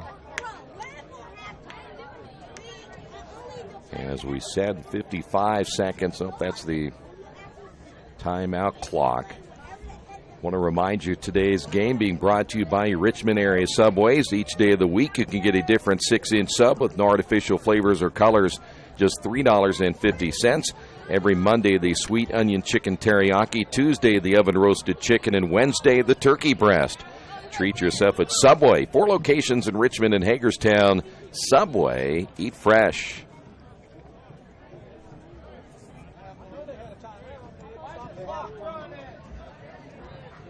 Fans are upset that the clock is running. It is the timeout clock. There's 48.7. Fans will get on you if you don't turn that clock off. So now Earlham 2nd down and 5. 3 wideouts, Bilal to the near side. Hundley fakes the handoff. Hundley rolling 50 and then knocked out of bounds. He's going to be shy of a first down. Kyle Trieber there for the Panthers. 43.1 seconds. Quakers still have a ways to go right here. In fact, they marked him back even another yard. So instead of 3rd down and 1, we're talking about 3rd down and 2. Big 3rd down again for Earlham. Trips to the left. Bilal to the near side. Hash mark right. Reed in the backfield. They'll fake the handoff. Here comes the pressure again, and Hundley throws it in the air, and it's incomplete. Barnes coming back. It would have been short of a first down anyway. And Earlham unable to do anything again on 3rd down. So 4th down and 2, and they'll go ahead and go for it right here. 37.1. The one thing you don't want to have happen right here is do not leave too much time on the clock here for the Panthers to get the football back. Quakers this time will work with 3 receivers to the short side. The wide side will feature Barnes. 4th down and a couple right here for Wes Hundley and the Quakers. Hundley, the keeper, over the right side, gets the first down to the 40. That was strictly all run there by Wes Hundley. 33 seconds remaining. Quakers down to 1 timeout. They'll go ahead and quick snap this one. Hundley throws near side. Reed was there. There was coverage there as well by Trieber, the outside linebacker. So Hundley wisely throws this one away, and he'll make it 2nd down and 10. Big number 96 coming in. Antoine Baldwin once again, 5'8", 267 pounds. He'll anchor the middle of that Hanover defense. And now the Quakers again, 2nd down and 10. This is the deepest they have been into Hanover territory in quite some time. Quakers again will have Cothran to the left. Also to the left, and before we get any further, delay of game on the Quakers as they let the play clock go down. There's your flag down. Cooper to the left, Barnes to the left, and as we mentioned, the tight end Cothran to the left, and Bilal will be to the near side. So mark him back 5 yards. It'll be 2nd down and about 15. Quakers will have to get to the 30 for a possible first down. Again, Hundley drops back. They're going to set up the screen, throw over the middle. Ball's going to be caught by Cooper, and Cooper still on his feet, but then goes out of bounds very close to the 37-yard line. Dakota Mannion, inside linebacker to West Lafayette, 5'10", 205 pounds, a sophomore, able to bring him down there. 14.5 remaining on the clock. Good homecoming crowd here today, just wanting to see if that Quaker offense can get rolling a little bit here in this second quarter. But boy, they're running out of time. 14.5. Quakers work trips to the short side again. Wide side will be Barnes. Hundley again takes the snap. Here comes the pressure. Look out. Get out of there. Hundley chased to the sideline, finally gets rid of it. I would be running too if I had 96 Antoine Baldwin coming at me. They list him at 267 pounds, and he was bearing down on Hundley to the near sideline. 8.4. 4th down now and about 7 for a first down. They're waiting for our camera person to come back over. I don't know why it's staying right there. There you go. There are the players. Hundley again, 4th down. Will be the final play of the first half. Just over 8 seconds remaining. Hundley, here comes the pressure again. Hundley stops, throws, and boy, I tell you, he had nowhere to go with it. And Hundley very upset with his offensive line, and now there's some frustration.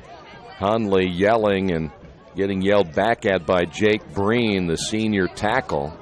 And again, there's just nothing going right for the Quakers, and Hundley just kind of walks away. But boy, there was a lot of pressure bearing down on him right there. 2.2 remaining.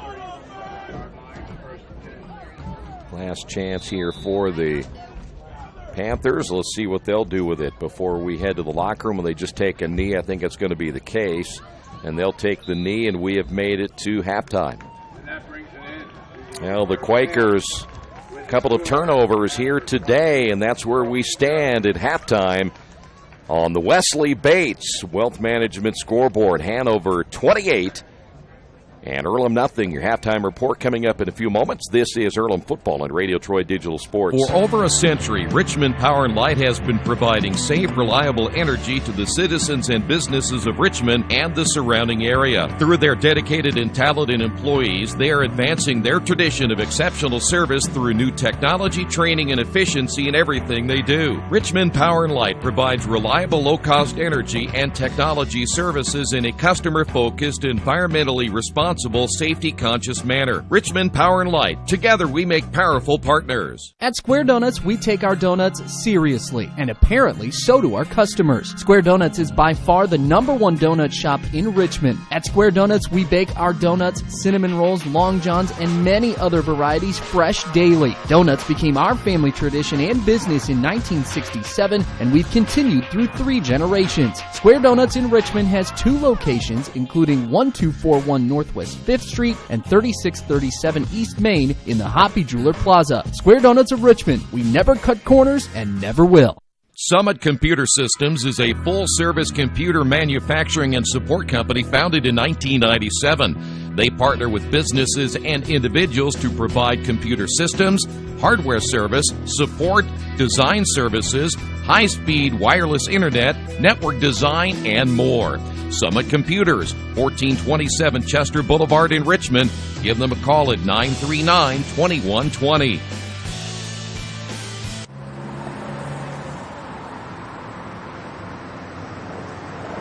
I got this.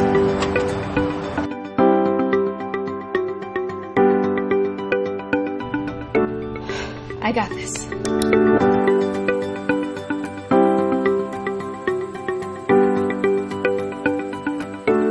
I got this. At Harrington Hogue, we believe your life belongs to you. That's why we work hard to make sure that your insurance coverage is the last thing you have to worry about. So when it comes to keeping you protected, We got this.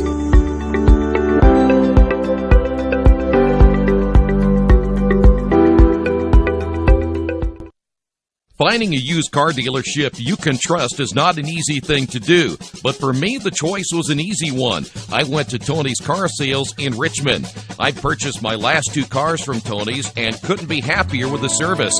They didn't pressure me, and they worked with me through the entire process.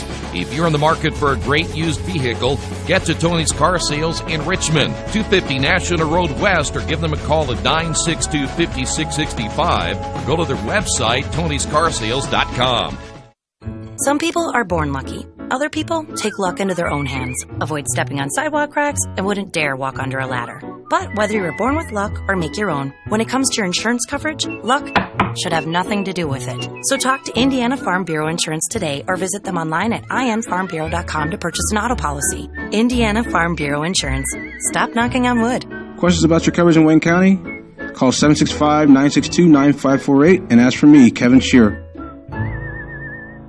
Drive in for the win and drive out with savings. It's a savings drive only at Wetzel Ford. Choose from our huge selection and drive away with a win. Right now, you can lease a 2017 Fusion S for only $249 a month for 36 months. Or lease a 2018 Flex for only $339 a month for 36 months. Or save over $4,500 and get 1.9% APR for 60 months on our huge selection of F-150 XLTs. Drive in for great savings during the Savings Drive at Wetzel Ford Richmond. The Indiana Football Hall of Fame in Richmond, Indiana was founded in 1973. Its mission is to honor the men and women who have excelled in high school, college, or professional football based on their coaching, athletic ability, citizenship, scholarship, and significant supporting contributions to the game of football. The Indiana Football Hall of Fame includes retrospection from Indiana's prestigious football history, from the late 1800s to the present. When you visit the hall, you'll see the names like Weebu Bank, Vegas Ferguson, Newt Rockne, and Lamar Lundy. The Indiana Football Hall of Fame is located at 815 North A Street in Richmond and is open Tuesday through Saturday from 11 a.m. until 5 p.m. There is no entrance fee and donations are appreciated. Take time to visit Indiana football history at the Indiana Football Hall of Fame.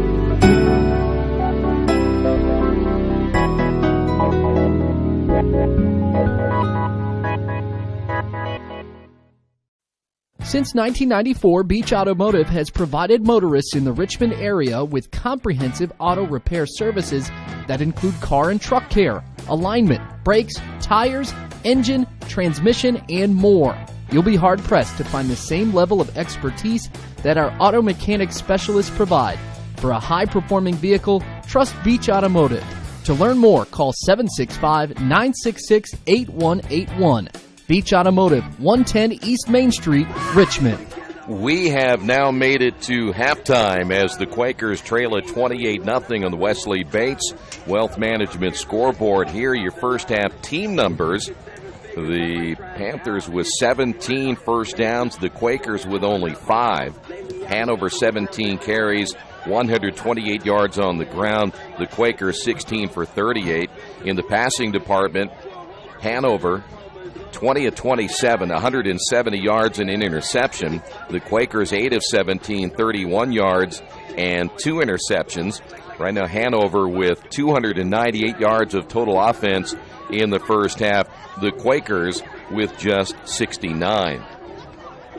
Individually, first off for Hanover, Cone led the way in the rushing department with 85.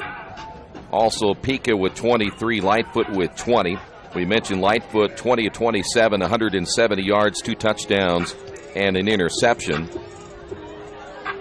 By the way, Lightfoot spread the ball around pretty well. Darty had 6 receptions, 52 yards. Gibson, 5 receptions, 46. Cohen, 4 receptions, 41. And Pike, 3 catches and 15 yards in the first half for the Panthers. Earlham, Wes Hundley, 14 of 40. I should say 14 carries, 21 yards. Take that back, 25 yards. Yeah, 21 net loss in the first half. Again, 25 yards. Malik Reed with 15. Hundley was 8 of 17, 31 yards, 2 interceptions. He was sacked twice. Clark, his favorite receiver, 3 receptions, 1 yard.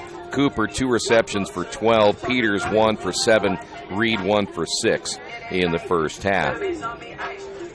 Scoring went like this.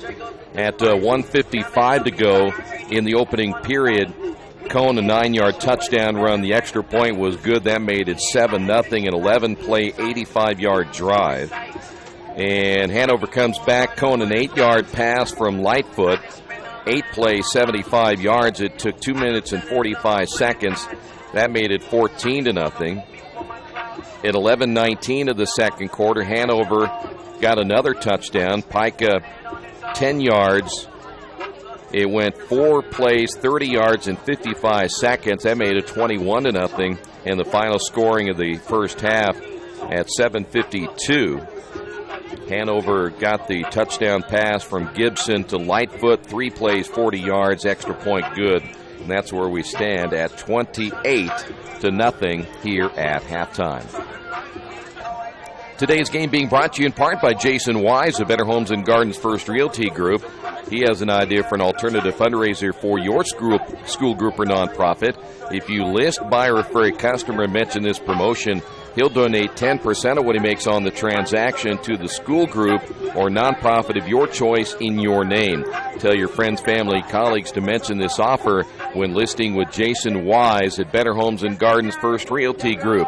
Give him a call at 969-30-400. A college football scoreboard update is coming up in just a few moments.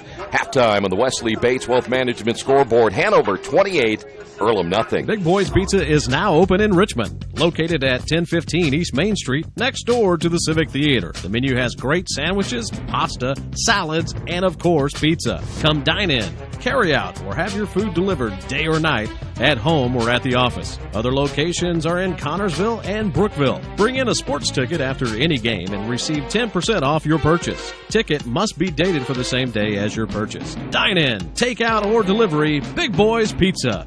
765-488-0023.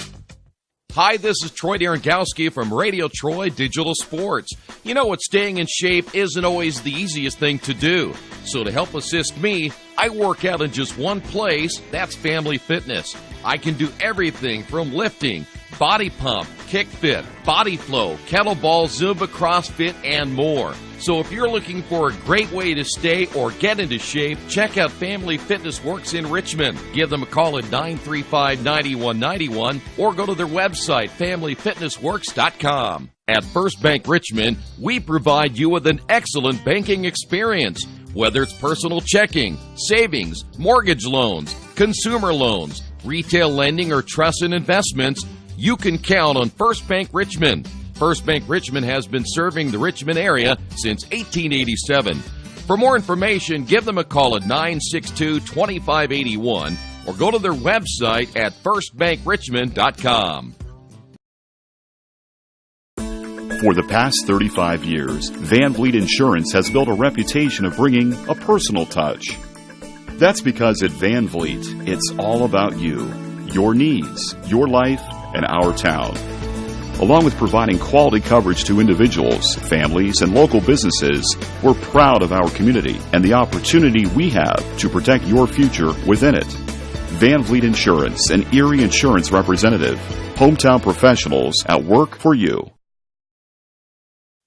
It's summertime, the kids are home, and traffic on your carpet is pretty heavy. Let Georgia Direct install stain-proof, waterproof carpet that's easy to take care of and gives your home a fresh new look. Georgia Direct has great-looking carpet, colorful tile, beautiful hardwood flooring, and more. And for the kitchen, the Georgia Direct showroom features lots of new cabinets and design ideas. Georgia Direct in Richmond, National Road East, exit 156A, just off I-70, next to Red Lobster. For price, selection, experience, and service, it's Georgia Direct.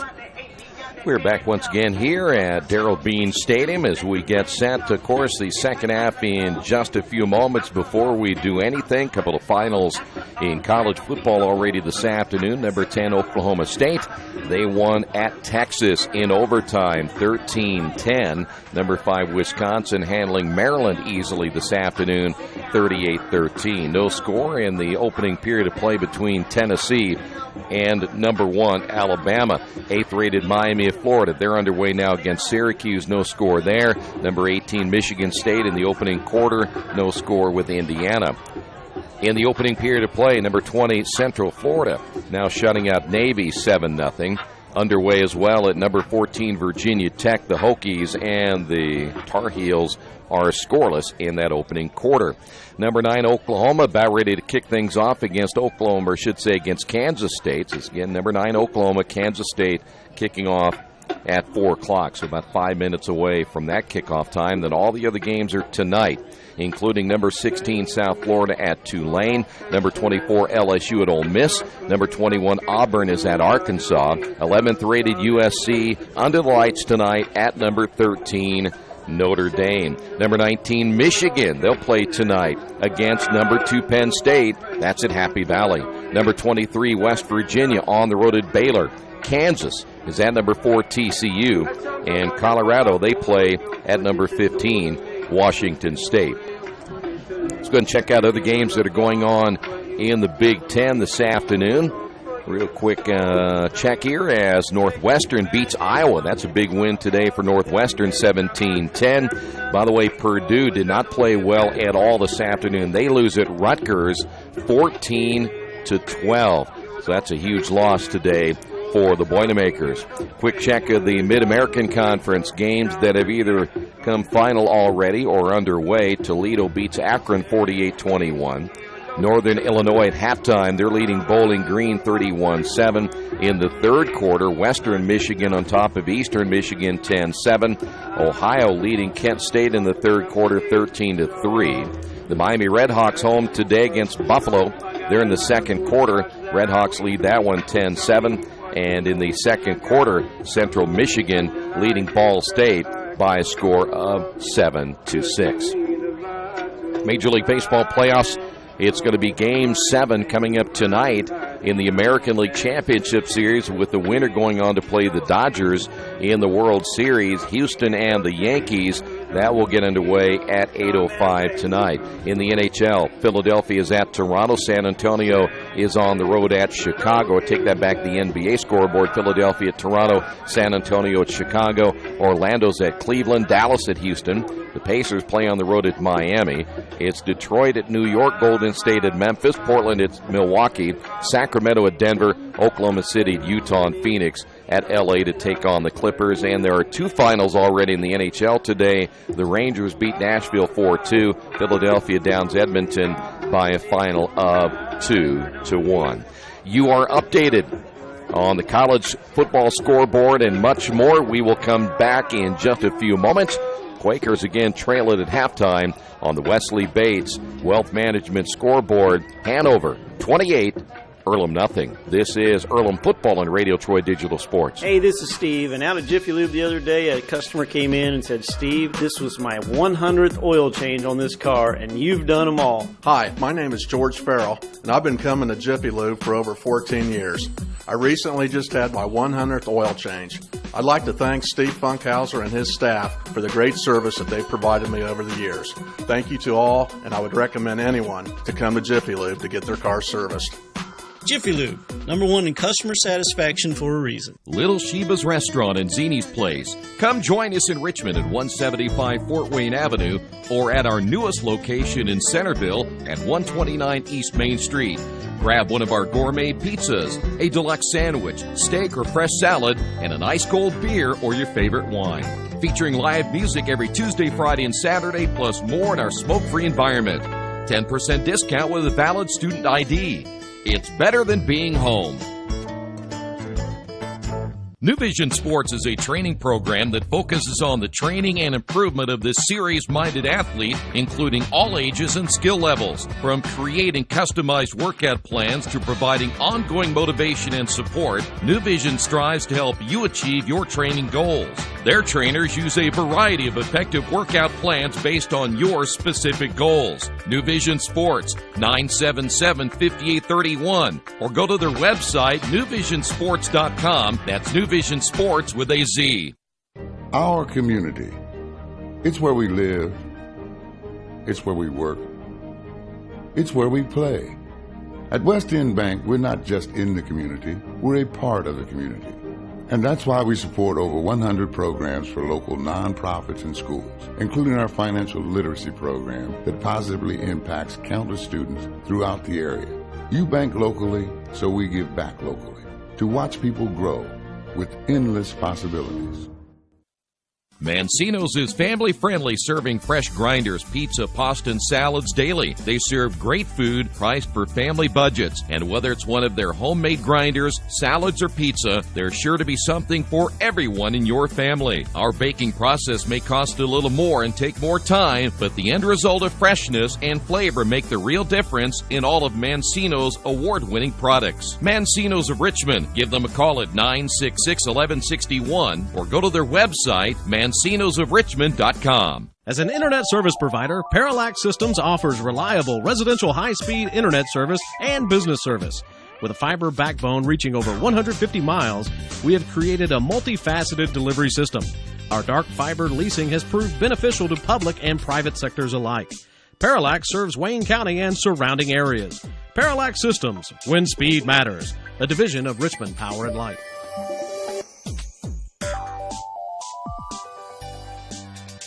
Hello, my name is Kyle Schwarzkopf. I'm the manager of Kyle's National Road Auto and business in Richmond since 1979. We employ ASE certified technicians and we have over 80 years of experience. We work on all domestics and most European and Japanese cars. Give us a call at 966-1555. Kyle's National Road Auto Service. My name is Kyle Schwarzkopf and I approve this message. At the Reed Orthopedic Center, our physicians and support team devote themselves to helping you return to a healthy and active lifestyle. Our expertise includes shoulder, elbow, foot, ankle, hand, wrist, hip, and knee injuries, as well as pain management and rehabilitation, and school athletic training programs and sports medicine. We are committed to providing you with the best possible orthopedic treatment that we can. To request an appointment at the Reed Orthopedic Center, call 765-935-8905. We are ready now for the third quarter. Great to have you with us. What has now become a beautiful afternoon. We had some clouds kind of roll through earlier, but they have pretty much cleared out of here, and so sunshine hopefully for the rest of this one. Quakers will kick off the football to begin the second half as Cole Burrell will head on out for the special teams. There you see the rest of the special teams unit. And the Hanover offense will be back out there once again to begin this third period of play. Hanover will have just one deep, and that'll be Pica doing the returns once again. Now the Quakers have not played with good field position most of this day. They have not played well in their third down conversions. That was one of the huge areas that they didn't play well last week.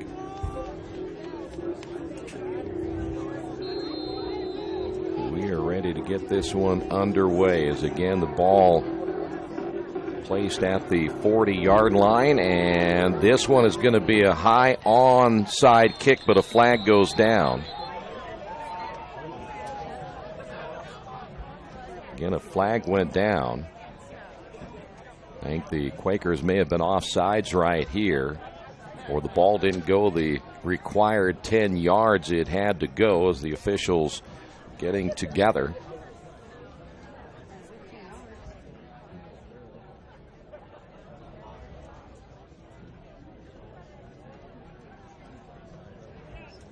Now we'll wait for the official word. Offside. Number 49 on the kicking team. 5-yard penalty. They say it's Gavin Farrar who was the player offsides. So they will not only get, speaking of Hanover, get excellent field position, but an extra 5 yards down to the 39. So not a good way to start here in the second half for the Quakers. First down for the quarterback, Chase Lightfoot. Good first half of just the one interception. They'll run it. Here's Cone on the carry. Down to the 35. Whistles blow. May have gone to the 34 before being brought down.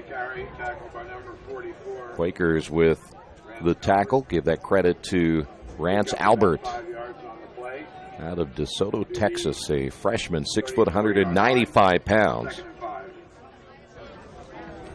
We have not heard how the women's soccer team did yet. I know theirs is now complete. The men, I believe, are now underway against Franklin as they play at Matlack Messer Stadium. Lightfoot will hand off again to Cone over the right side. He'll be close to the first down, near the 30.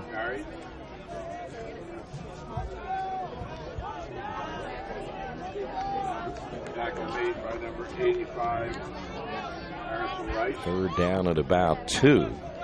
Big tight end coming in. There's Jake Wilson.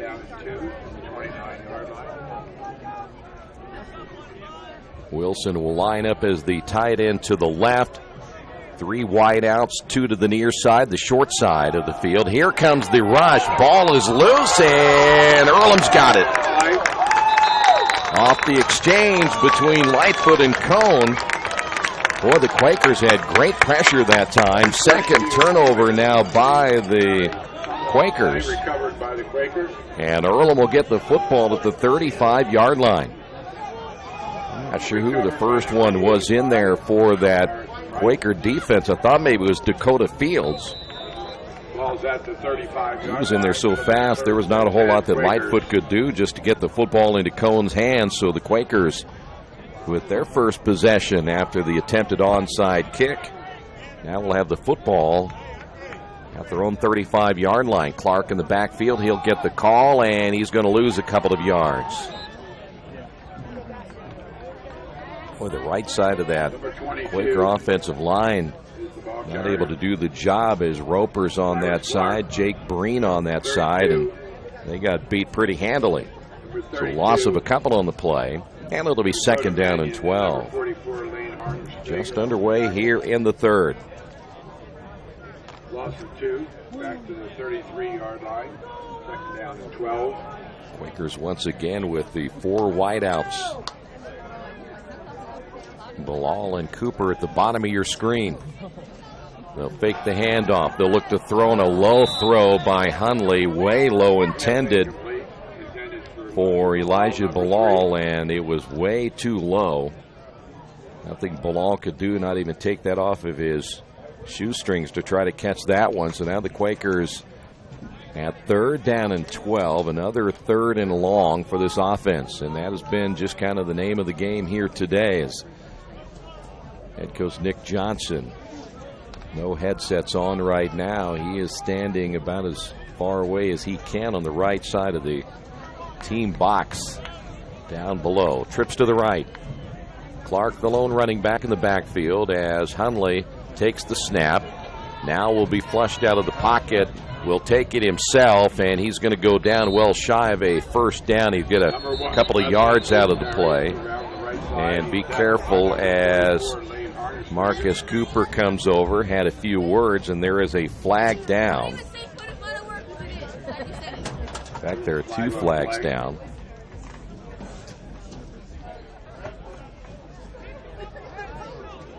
I thought it was a clean play, though maybe the Quakers took exception. The defender going a little bit high on the tackle. Personal foul. Number 17 on the defense. 15-yard penalty. First down. That is Keegan Aldridge. They got him for a personal foul. So the Quakers get a first down. It must have happened somewhere downfield. It didn't happen right at the tackle of Wes Hunley. I didn't see Aldridge anywhere in the area, so it must have happened maybe he, along with Marcus Cooper. tangled up downfield. They'll put the football at the 49-yard line. First down and 10. As Cooper again will fake the hand, take that back. It's the throw. Ball is dropped by Barnes. I was about ready to say it was Cooper, but it was actually Wes Hunley again taking the snap. Cooper was the receiver to the near side. Now the Quakers faced with a second down and 10.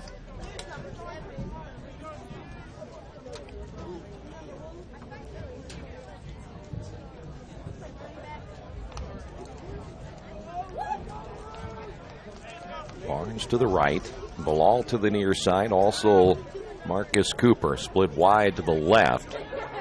Clark the lone setback once again. Hunley in the shotgun.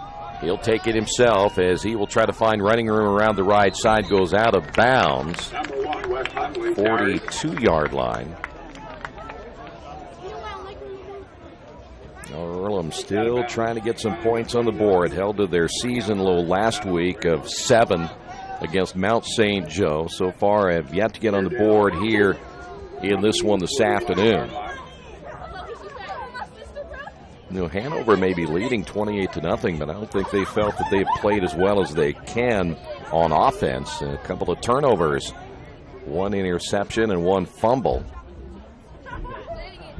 Hunley again will check to the sidelines as the Quakers go 3 to the left. Clark in the backfield. Hunley will take the snap. He is going to try to get to the edge, and he's going to be brought down at the 40. There's another flag down, and that may be another penalty against the Panthers. That might be another personal foul on the tackle. Kyle Traber was, I think, the one that they were looking at here on the near side on the tackle that may have went a little bit too high, and that horse collar that they call anymore to try to protect the runners from getting twisted around in that high tackle. They talk about it quite a bit. You see him right there.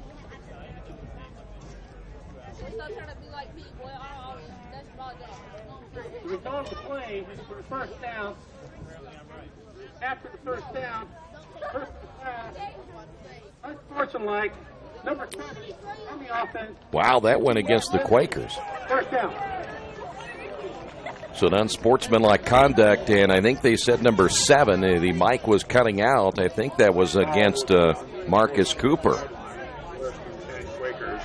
So you got the first down, and then it brings you all the way back to the 46-yard line on the unsportsmanlike conduct. We saw Hunley in the first half and Jake Breen. They were jawing at one another, but this one went against Marcus Cooper the other way. Now the Quakers will go trips to the right. First down and 10. Hunley again out of the shotgun. Hunley throws out on the flat, low throw, and going to his knee was the tight end Cawthorn, and that's going to be a loss of yardage back to the 41. There's another flag down. Well, the last thing we need to... Number 8 on the defense. 10-yard penalty. Well, they called that on Zach Donan, but I'm not sure why. That'll be our Earlham first down, so we played now the penalty flag game here for the last 3 possessions.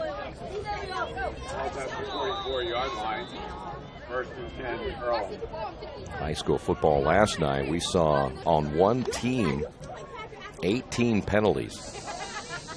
So I've seen my share of penalties over the last 2 days. We're down to 10:54 to go here in the third. Hunley with Clark in the backfield will throw, and Barnes can't hold on at the 39-yard line. That'll fall incomplete. And it will be second down and 10. And for the Quakers today, it seems like every time they start to make a little bit of headway, there's either a penalty or saw Hunley get sacked a couple of times in that first half when you thought maybe they were going to get things rolling a little bit more consistently, but it just hasn't happened again Even on this drive, it's been very shaky. Hopper into the near side, Cooper to the near side, as is Bilal. Barnes split wide to the far side. That'll be the short side of the field. Hundley will take it himself, and a very short game. In there to make the stop. The defensive end, Lane Harnish-Fieger. Number 1 for Earlham. Let's meet the game for 1 play. By the way, Hundley coming out, he ends up losing his helmet. And so he comes to the sidelines. So who's going to play quarterback here?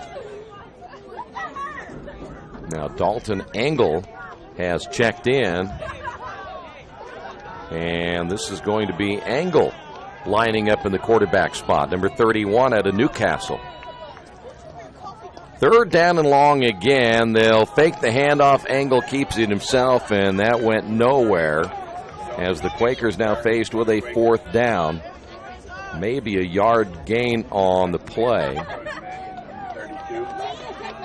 And Engel coming back out, and here comes Wes Hundley. 4th down and 7. With the Quakers down in this one 28-0. They'll go ahead and go for it right here.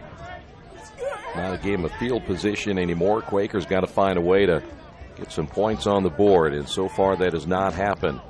Hundley going to set up the screen. Boy, deep drop, throws it, and incomplete, intended for Cooper. The boy dropped way too deep that time in order to get that pass off, and another incomplete pass for Wes Hundley, and the Quakers give up the football. Well, Hundley's very frustrated with himself. I would imagine he dropped so deep that time that by the time he even regained his footing to try to make a throw, couldn't plant that back foot and really get anything on the throw. So now the Hanover offense back out on the field once again. Chase Lightfoot. 9:36 remaining in the 3rd. It's been all Hanover so far here this afternoon. Lightfoot to throw to the sideline. Ball is going to be caught. Pida's there for the reception at about the 46-yard line. I want to remind you again, you can follow the live scoring of today's game on GoEarlham.com. All the team stats, individual stats as well. And right now the Quakers being outgained in this one 302-83. Not even close so far. Lightfoot has time, throws, ball caught at the 50 and brought down near the 48. On the reception, Connor Gibson. And that'll be good enough for a 1st down. Tackled by number 18. Shoemaker. 1st and 10, football at the 48-yard line. 48-yard line. Lepper to the near side. Daugherty, I believe, also to the near side, along with Gibson. Lightfoot hands it off. Right up the middle, big hole, 40, 35, and brought down near the 31-yard line. As Sean Cohn having an excellent football game here this afternoon, just a freshman. For a 1st down. Cohn is going to bypass the 100-yard mark. In fact, he might have done it right there. He had 89 yards before that carry. He got him all the way down to the 31-yard line. 8:45 to go. Trips to the left. Handoff. Cohn again. Right up the middle. 20, 15, and inside the 15 down to about the 13-yard line. Tackled by Xavier Flores, and Xavier has been active on that Quaker defense here today. And boy, anytime you can throw the way that Hanover can throw, it really opens things up in the middle. And Earlham's defense shredded on the last couple of carries. 1st down and 10. Split backfield, shotgun formation.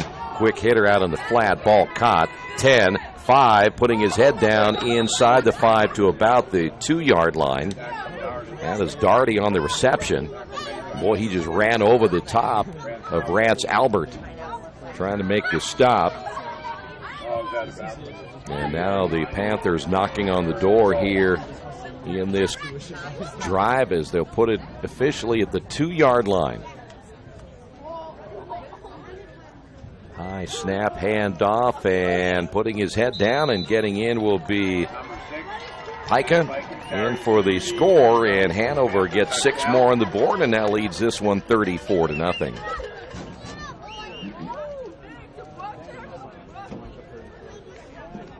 Well, the numbers, and Earlham may get something here the rest of the way, but from the standpoint of where this game sets right now, it is Hanover pretty much dominating in every part of this football game. So the extra point attempt, once again, the kick is on the way, and it is good. On the Wesley Bates Wealth Management scoreboard, Hanover 35, Quakers nothing. This is Earlham football on Radio Troy Digital Sports. For over 30 years, Reynolds Plumbing has been keeping the Richmond-Wayne County area running. Whether on commercial properties, restaurants, or residential, they've done quality plumbing, heating, and air work for thousands of customers. In a small town, a company like theirs cannot stay in business for as long as they have without being very good at what they do. It's not just about quality work, it's about customer service. If that's the kind of experience you want on your next plumbing or HVAC job, then Reynolds Plumbing has you covered. Call Reynolds Plumbing today at 966-0994. Quakers will get the football back down 35-0 here at Darrell Bean Stadium. And this one, again, the Quakers knew they're going to have to play well today against a Hanover football team coming off a win in their last contest as they played a very good Bluffton team, 31-28, the win there. Here's Bilala to around the 12. Trying to find running room up the middle, and will be brought down at around the 27-yard line. Chef KC, sponsor of high school and college sports, 1301 South L Street here in Richmond. The motto is always, I grill while you chill. Catering for all events or occasions, personal chef and traveling barbecue service, carry out and delivery available. Chef KC here in Richmond. All right, Quakers offense. Bilal Cooper to the left. 2 receivers split wide to the right. Looks like Reed is back in as the lone running back. Ball caught by Cooper, and he may get back to the line of scrimmage, and then he's tackled and pushed back rather quickly. And looks like the Quakers have a man down, the tackle by Kyle Treber. And I'm not sure who's hurt on that opposite side. That's going to be your tight end, Cawthron. And I didn't see what happened. The action was on this side, and I didn't look to that side to see what might have happened to him, but he is down. We'll take a quick timeout. They'll attend to the injured Earlham player. We will come back in a moment. Quakers trail at 35-0. For over a century, Richmond Power and Light has been providing safe, reliable energy to the citizens and businesses of Richmond and the surrounding area. Through their dedicated and talented employees, they are advancing their tradition of exceptional service through new technology, training, and efficiency in everything they do. Richmond Power and Light provides reliable, low-cost energy and technology services in a customer-focused, environmentally responsible, safety-conscious manner. Richmond Power and Light. Together we make powerful partners. Well, Nick Johnson, the trainer's out to check on Cawthron, and I think he may have just had the wind knocked out of him, which is never a very good feeling. So now the Quakers will have it 2nd down and 9. 4 wide again with Reed in the backfield. Hunley looks to Reed, pumps, gets hit from behind, puts it in the air and throws it away. Just held onto the football way too long. Your offensive line isn't very good anyway. I'm just talking because they're so young up front with Roper, Bradley, and Brake. You have the 2 veterans on the outside, but you got to get rid of the football a little bit faster than that. Now the Quakers another 3rd down and long. Earlham has been playing at 3rd down and long most of the afternoon. Two to the right. Single receiver, ball to the near side. Reed, the lone running back. Here is Hundley. Hundley will tuck it under himself, and he's going to have to hurry to get to that first down marker, and he stepped out of bounds. I think he got it. I don't know how this near side officials called it a first down, unless he sees something I don't, but it did give him a good spot. So the Quakers will have a first down, 38-yard line, and they haven't moved it yet. There they go. So it will be a first down. Hundley able to get out of bounds, stopping the clock. Now they'll run it. It's 7:05 to go here in the third. Orange to the right. In the ball game now will be Dalton Engel. He'll be in the slot to the right. Cooper and Bilal to the near side. Hash mark left. First down and 10. Reed the setback. Hundley with that hard snap count. There was jumping up front. Now it depends on whether the Panthers were drawn off sides or the Quakers jumped. A couple of the Panther players pointing toward the Quakers, and it will go against Earlham. As I said earlier, when you're not a good football team, you have a very small margin of error, and Earlham can't make virtually any mistakes. They almost have to play perfect football, especially when your offense has now struggled for the second straight week. You go back to the Quakers earlier in the season, put 20 on the board against Wilmington, 41 at Hiram. Here is Hundley again, and Hundley goes down, and he may lose a yard. But I think everybody's focusing on Hundley. They're just going to make sure if you can take Hundley away, there's nobody else that's going to beat you. 16 at Anderson, 14 against Defiance. He had 26 against Franklin. But again, Mount St. Joe shut him down for 7, and the same thing happening here this afternoon. So now the Quakers second down, and they have to get about, 15 or 16 yards for a first down.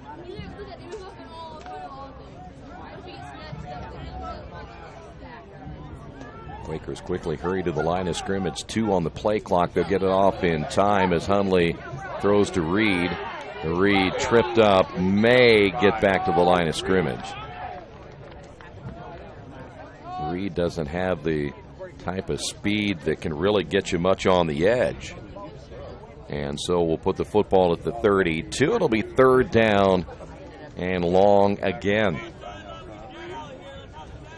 The Quakers here. I'm going to check this real quick, and you too can also check at Gorlam.com and the live stats of today's football game. But the Quakers, third down efficiency now 2 of 10.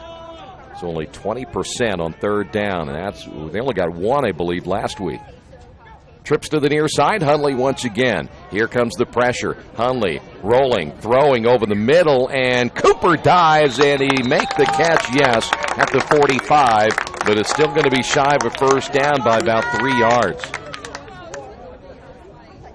Boy, Hundley was running for his life, trying to get away from the pressure that was coming.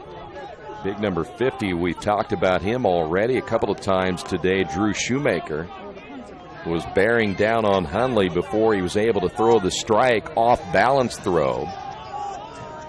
So fourth down and about 3 for a first down. Football 45-yard line.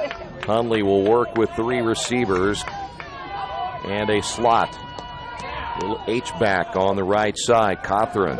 Hundley throws down the middle of the field. Cooper diving, can't come up with it at the 30-yard line, as Keegan Aldridge had coverage against Marcus Cooper. On fourth down and 3, the Quakers went for the long pass, and they come up empty once again on third down, or actually on fourth down on that one.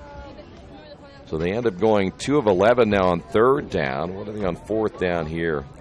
Real quick on that attempt. That'll be now 1 of 4. So you put the 2 together, the Quakers 3 of 15 on third and fourth down here this afternoon. And you're going to have a hard time winning football games if you can't convert again on third down.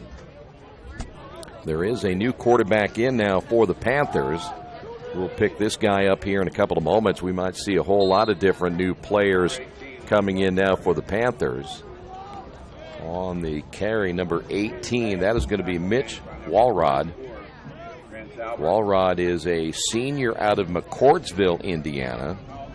5'10", 192 pounds. Panthers will also have in the backfield, that looks like there is a Garen Messmore. He thought he was on the depth chart to start today. Messmore gets the call, finds a big hole up the middle inside the 35 to the 32. Messmore, 5'10", 180 pounds. He is out of West Harrison, Indiana. Good enough for another first down. Lightfoot is coming back in, so the backup quarterback got a couple of snaps, and maybe Lightfoot wasn't quite ready to come back in. Now he has returned as we're under the 3-minute mark here in the third.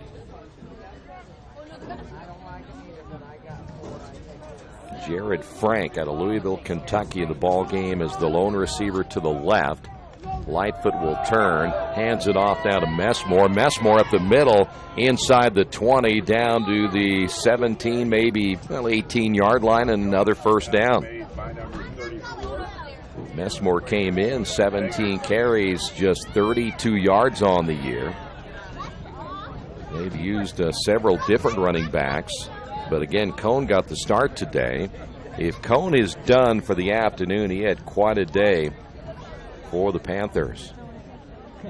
Cone, 16 carries, 123 yards, averaged 7.7 yards per carry. First down and 10 once again for the Panthers. Lightfoot stays in at quarterback unless there's a double number there. We'll check that to make sure. To the outside, Messmore. Messmore going, in fact, drilling the defensive back. Did he get in? Yes. Messmore from 19 yards out, and he simply ran over Cole Burrell in a great effort by the running back Messmore to get the score. And the Quakers down in this one, 41-0. Messmore ran like he was 280 pounds, not 180 pounds. We still have 1:56 remaining here in the third.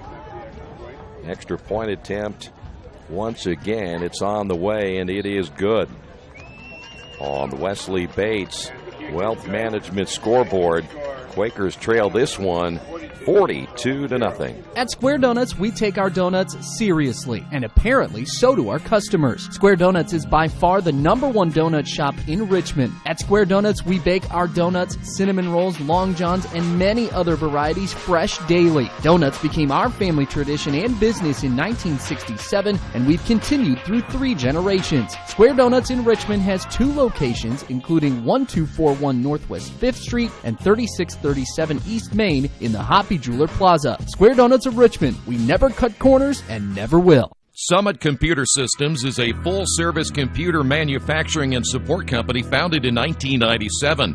They partner with businesses and individuals to provide computer systems, hardware service, support, design services, high-speed wireless internet, network design, and more. Summit Computers, 1427 Chester Boulevard in Richmond. Give them a call at 939-2120.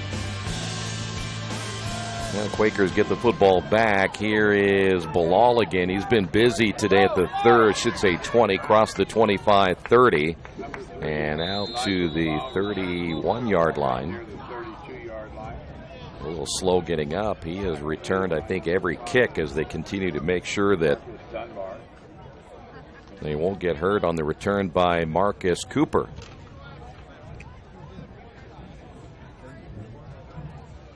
We will continue to update you on some college football going on this afternoon. An update here in just a moment as the Quakers will come to the line of scrimmage, first down and 10 at their own 31-yard line.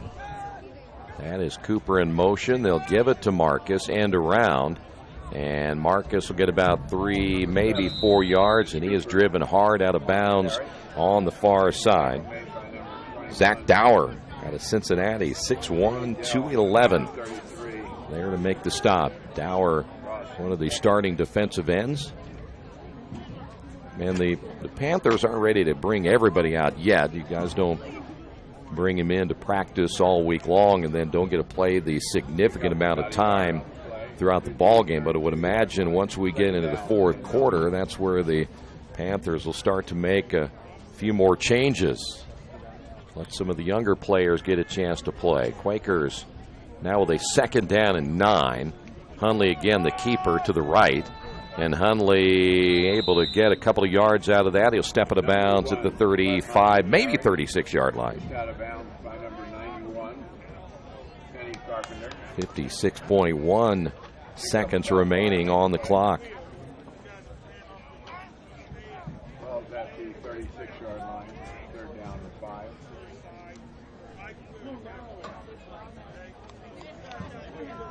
This could possibly be the final play of this third quarter.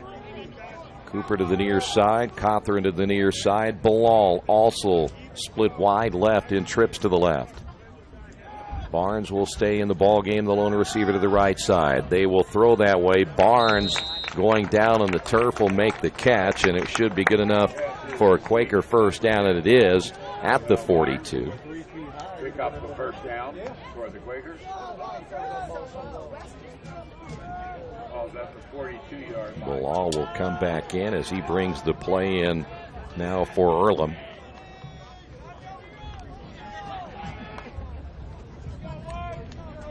"17 seconds remaining here in the third, and this should be, depending on there are no penalty flags, will be the final play of this third quarter. Hundley will put Cooper in motion, fakes the handoff. Hundley will keep it. He'll go around the right edge and goes out of bounds. Another first down, and that's going to do it.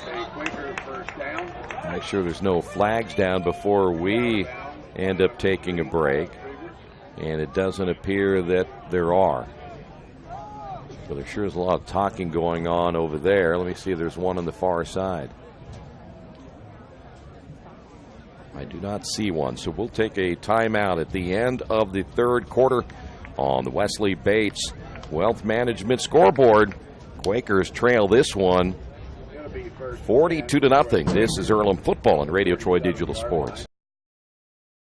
For the past 35 years, Van Vliet Insurance has built a reputation of bringing a personal touch. That's because at Van Vliet, it's all about you, your needs, your life, and our town.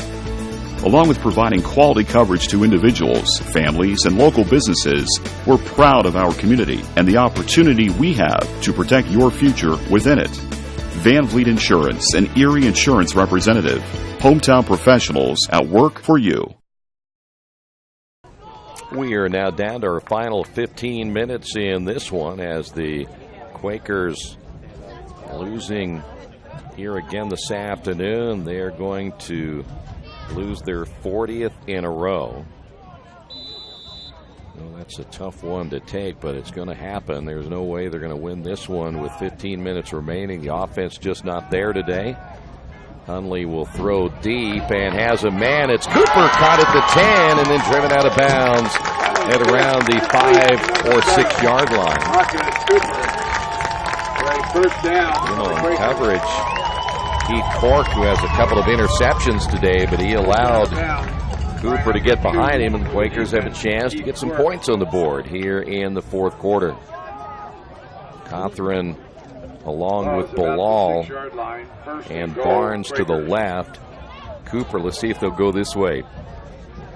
Single coverage here on the right side. Clark, the lone setback. First down. They will look that way over the middle. Touchdown. Well, Cooper had one-on-one coverage against Keith Cork, and you could see that coming.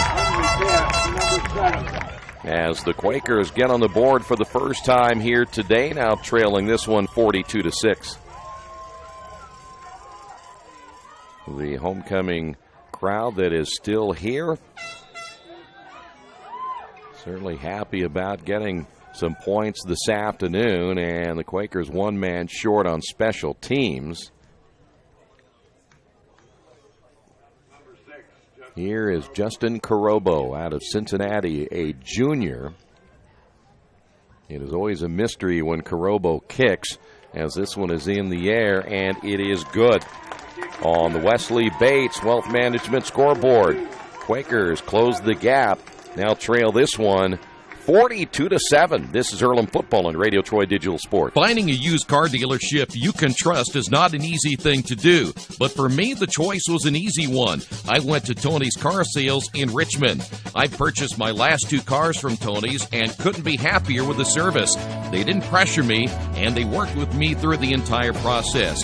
If you're in the market for a great used vehicle, get to Tony's Car Sales in Richmond, 250 National Road West, or give them a call at 962-5665, or go to their website, tonyscarsales.com. Well, Quakers get on the board, trailing at 42-7 back here at Darrell Bean Stadium. 14:28 remaining. Quakers again getting their first touchdown of the day, so they've matched the score they got last week. See if they can surpass it, and certainly think about next week as we will see Manchester, the Spartans, coming into town next week. I want to remind you that will be another 2:30 kickoff time. I do believe it is. Manchester, October 28th. And this will be a short kick, and Hanover ready for it this time. One of their upbacks will make the catch on that one as Caleb Grabert is there. And so good field position now for the Panthers. And let's see if they will now start to make some changes in their offense. I would say that is certainly the case. You give those frontliners a series or so in the second half of play and then bring him out. Alex Fabert, I believe, out of Mooresville, number 15, is your new quarterback. Fabert, 6'1", 190 pounds, high snap. He'll hand it off, and this will be Messmore again. Messmore scored his last time. Gets a gain inside, in fact, should say to about the 48-yard line. And you know by now that this Hanover team will just run the football as much as they can and try to run that clock out here this afternoon. We still haven't gotten an updated score on both the men's and women's soccer.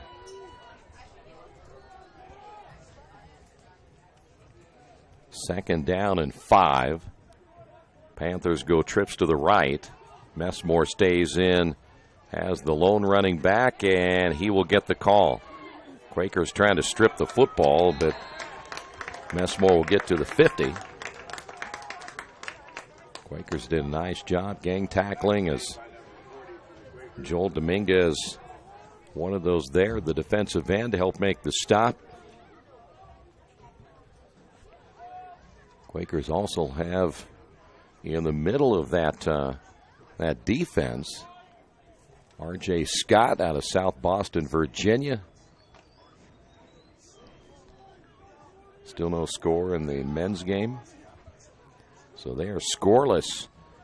Men taking on Franklin this afternoon in men's soccer. Here is the carry again by Messmore. Be close to the first down.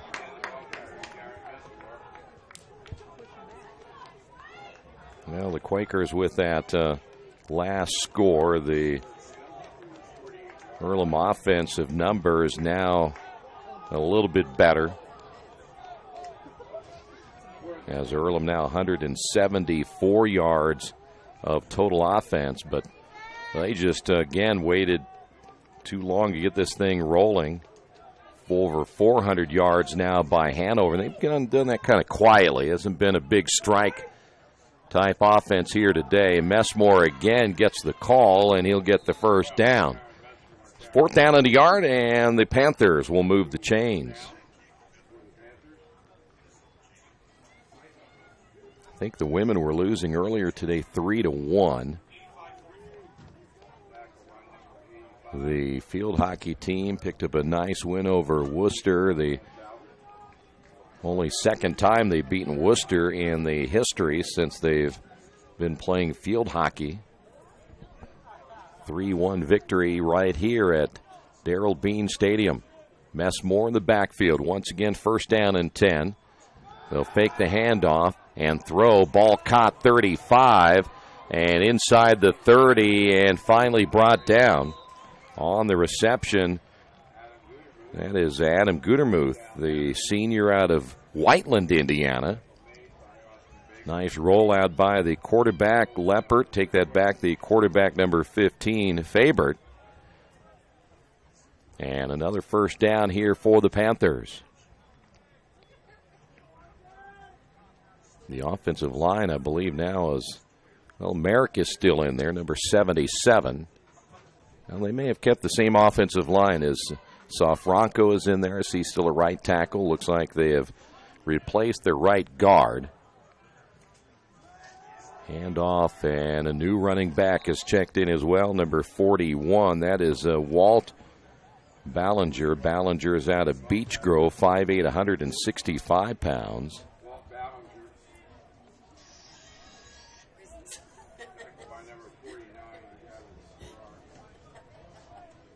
10:42 to go.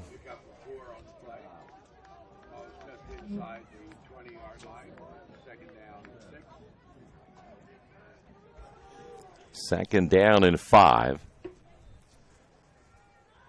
Football at the 19-yard line. Panthers again will run the football, and that gain very close to the 15-yard line. Ballinger again on the carry. So you have the Panthers down here and the Grizzlies up there.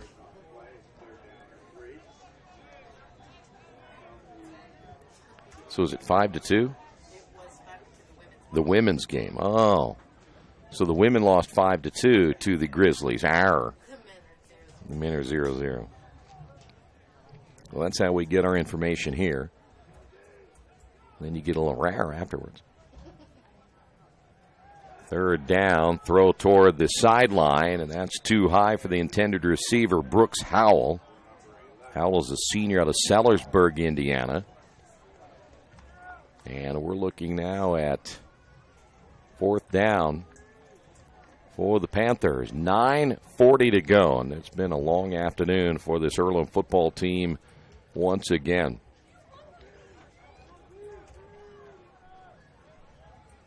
After today, 2 more home contests, and they'll be on the road for 1. 4 wide, split even to each side. Panthers again will look to throw, and that'll be caught and should be a first down. Jordan Christian made the nice hit on the receiver who made the catch. That's going to be Adam Gutermuth. We mentioned he is out of Whiteland, Indiana, but he made a nice catch. Boy, Jordan laid a big-time hit on him, and he held on. First down again for the Panthers.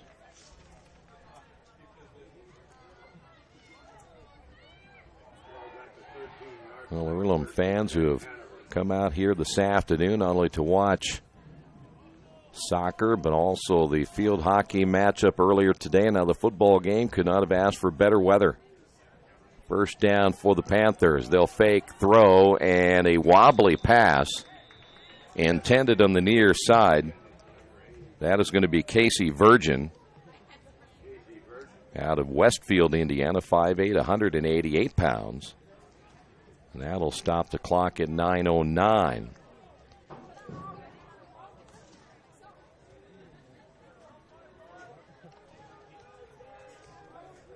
Panthers come out again as the quarterback, Alex Fabert, stays in here in this fourth quarter. They will run the football big hole again and down to the 5-yard line. That'll be Ballinger again.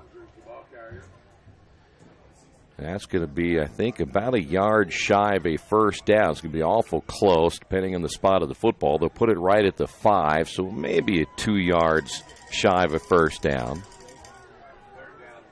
And the Quakers, I think, have a man down. This was kind of late right here, as that is going to be Austin Baker. Baker, one of the linebackers, goes down, so we have a timeout on the field. They'll check on Baker, We will take a timeout as well on the Wesley Bates Wealth Management scoreboard. Quakers trail this one 42-7. Some people are born lucky. Other people take luck into their own hands, avoid stepping on sidewalk cracks, and wouldn't dare walk under a ladder. But whether you were born with luck or make your own, when it comes to your insurance coverage, luck should have nothing to do with it. So talk to Indiana Farm Bureau Insurance today or visit them online at infarmbureau.com to purchase an auto policy. Indiana Farm Bureau Insurance. Stop knocking on wood. Questions about your coverage in Wayne County? Call 765-962-9548 and ask for me, Kevin Shearer. Baker is being helped off. He is really favoring that left leg. I thought maybe at first it might have been a cramp, but I think now it might be a ankle injury that has brought him out of the lineup. 8:36 remaining as the Panthers line up for a third down. They can still get a first down. It's spotted at the 5. Kobe Walker did not have his mouth guard, so they'll quickly remind him he must have one, as he will be, I don't know if he borrowed the one from Jamal Barnes. I hope not. I hope that's his own. So the Panthers again, third down at the 5-yard line, and they will run the football again right up the middle. That's Messmore looking for his second score, and he will get the first down to the 1.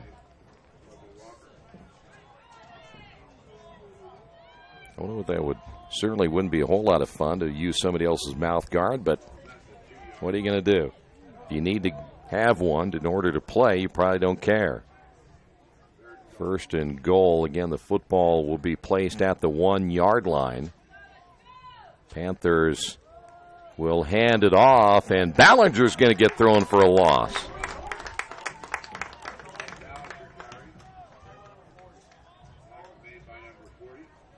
Yeah, nobody knows who number 40 is. He's kind of a mystery man. They announced that's for Earlham, number 40, but we don't know who he is. That's right, the unknown man. It always ends up being Clint Eastwood. 7:34.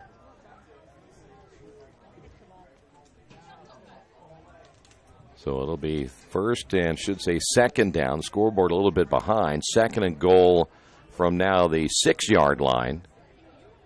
Panthers again. This time they'll throw. Over the middle. Ball's going to be caught. Did he get in? Yes. Touchdown on the reception. Casey Virgin with the score. And the Quakers now trail at 48-7. Speaking of Clint Eastwood, I saw him on a old-timer the other day in Highway Patrol. There used to be a show in old black and white called Highway Patrol. You can see it at 5:30 in the morning when you're up. MeTV. 7:12 remaining. Extra point again, and it is on the way, and it is good. Once again on the Wesley Bates Wealth Management scoreboard, Quakers trail this one 49-7. This is Earlham football and Radio Troy Digital Sports. Best One Tire and Service has been committed to our partners since 1948. With more than 250 locations in 26 states, Best One puts over 1 million tires on the road every year. Superior tires, expert service, competitive prices. Best One Tire and Service, where the best costs less. Hi, I'm Roger Clark with Best One of Richmond. Because Best One is one of Bridgestone's largest retailers, we offer exclusive Bridgestone savings. Visit us in Richmond to save on Bridgestone tires today. There you see the score here. We still have 7:12 remaining. Quakers would probably love to just get this one out of the way now and think about next week. And they lose another player. They don't need to have more injuries. They don't have a ton of depth as it is anyway.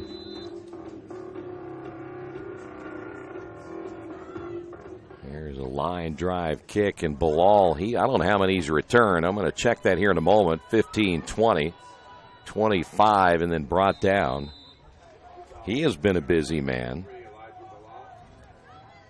Do they have the stats on there for returns? They may not have those on here. Oh, here we go. Special team. Let's see what he's done. He has returned 7 kicks.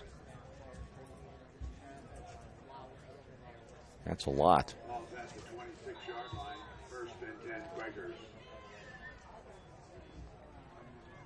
So Earlham will have the football once again at the 26-yard line. Hundley stays in at quarterback. Here is Malik Reed. May get a yard, and not a whole lot there. Panthers have a whole bunch of changes on their defense. Number 53. That is going to be Connor Murphy. He is out of Cleves, Ohio, 5'9", 198 pounds. Gain of just 1.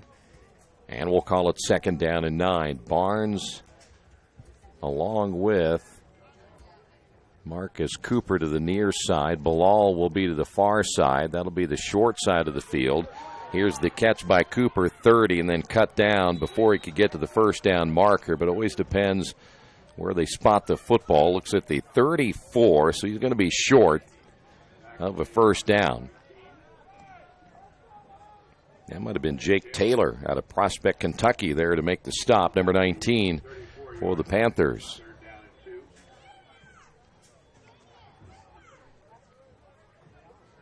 So now 3rd down and 2.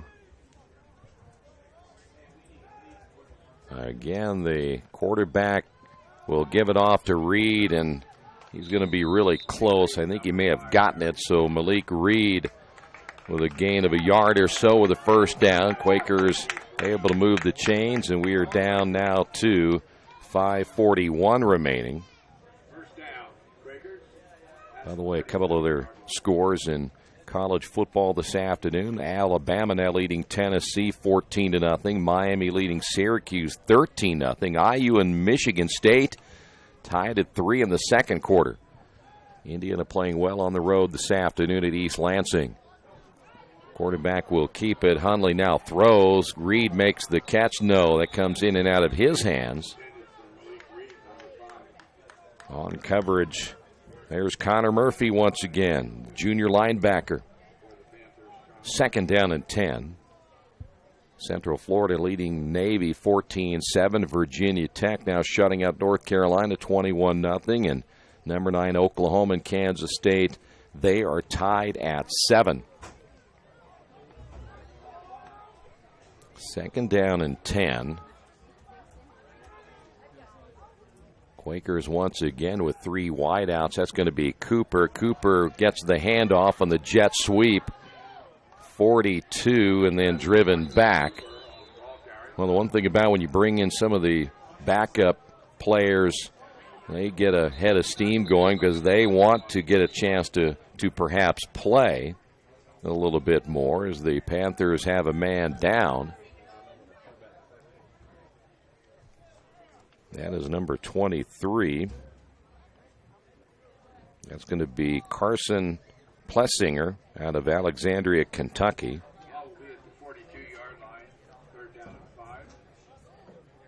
There you see him sitting right there.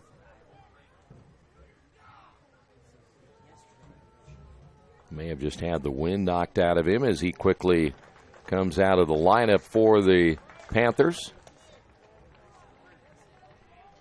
And we have made it under the 5-minute mark.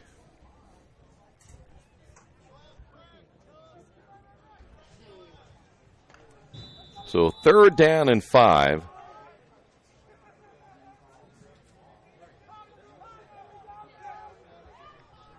Quakers go with 4 wide up, no 5 wide. They haven't done this formation in a while. Trips to the left. Empty backfield now for Wes Hundley. Hundley takes the snap. Here comes the rush. Hundley will keep it himself, trying to get a block from Marcus Cooper. Does so, gets out of bounds at the 49-yard line. We'll be back here tomorrow for those of you that are interested in the Earlham field hockey team. They'll play at noon against Oberlin. Then we'll dash out of here and go do volleyball, as the Earlham volleyball team will be playing Anderson tomorrow at 2. So we can't have any delays after field hockey. We're going to have to be really hustling. 1st down and 10. Fake the handoff as Hundley looks to throw, goes opposite side. Ball caught by Cooper, 40. stays in bounds and will be brought down at the 36-yard line.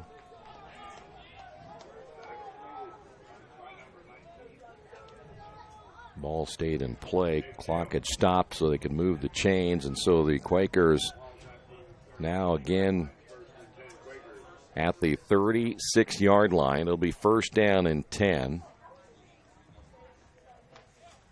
And we are down to our final 3:40 to go in this one. Men's soccer, I think they're still scoreless. They may go longer than us today, which is a rarity. Hundley rolling. Throws toward the end zone, and touchdown if he holds on. Yes, that's Barnes.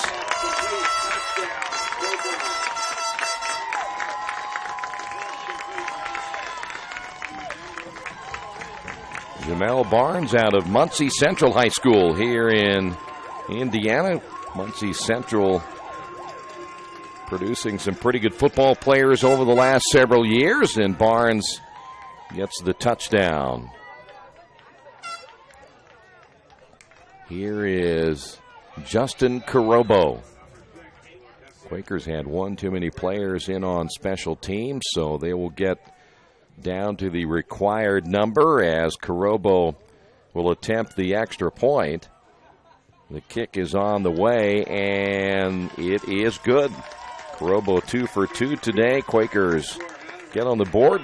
On the Wesley Bates Wealth Management scoreboard, Quakers trail it 49-14. At the Reed Orthopedic Center, our physicians and support team devote themselves to helping you return to a healthy and active lifestyle. Our expertise includes shoulder, elbow, foot, ankle, hand, wrist, hip, and knee injuries, as well as pain management and rehabilitation, and school athletic training programs and sports medicine. We are committed to providing you with the best possible orthopedic treatment that we can. To request an appointment at the Reed Orthopedic Center, call 765-935-8905. Well, we're down to 3:22 in this one. Quakers get 14 on the board here this afternoon. Touchdown pass again to Jamel Barnes. So now the Quakers, I would imagine, will either see an onside kick right here, or it'll be a very, very short kick, something along the ground where the Quakers might have a chance to come up with a football. It'll be a short kick, and it will be returned from the 29-yard line. Casey Virgin on the return. See if the Panthers will continue to stay with Alex Fabert, just a sophomore, and he may be the likely successor to the starting quarterback being Chase Lightfoot. We were talking with the Hanover broadcasters earlier today, and they feel good about this as a very, very relatively young football team, but well, they got a lot of numbers. That's the one thing the Quakers are going to have to do to get this program going, is get some numbers in here. It would be really nice to get a good recruiting class of about 35 or 40. That run right up the middle to the 45, maybe 46-yard line.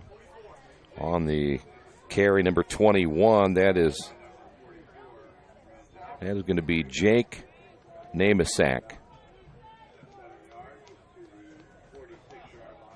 Name is Knack, out of Indianapolis, 5'8", 155.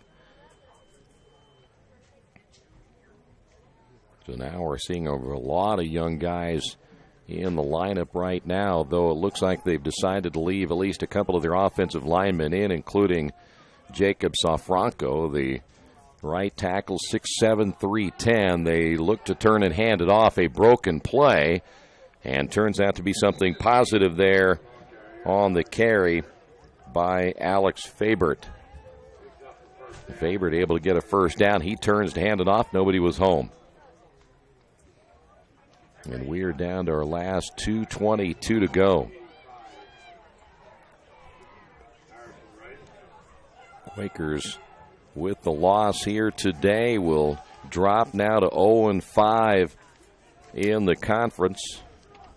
0-7 overall. The losing streak will have reached 40.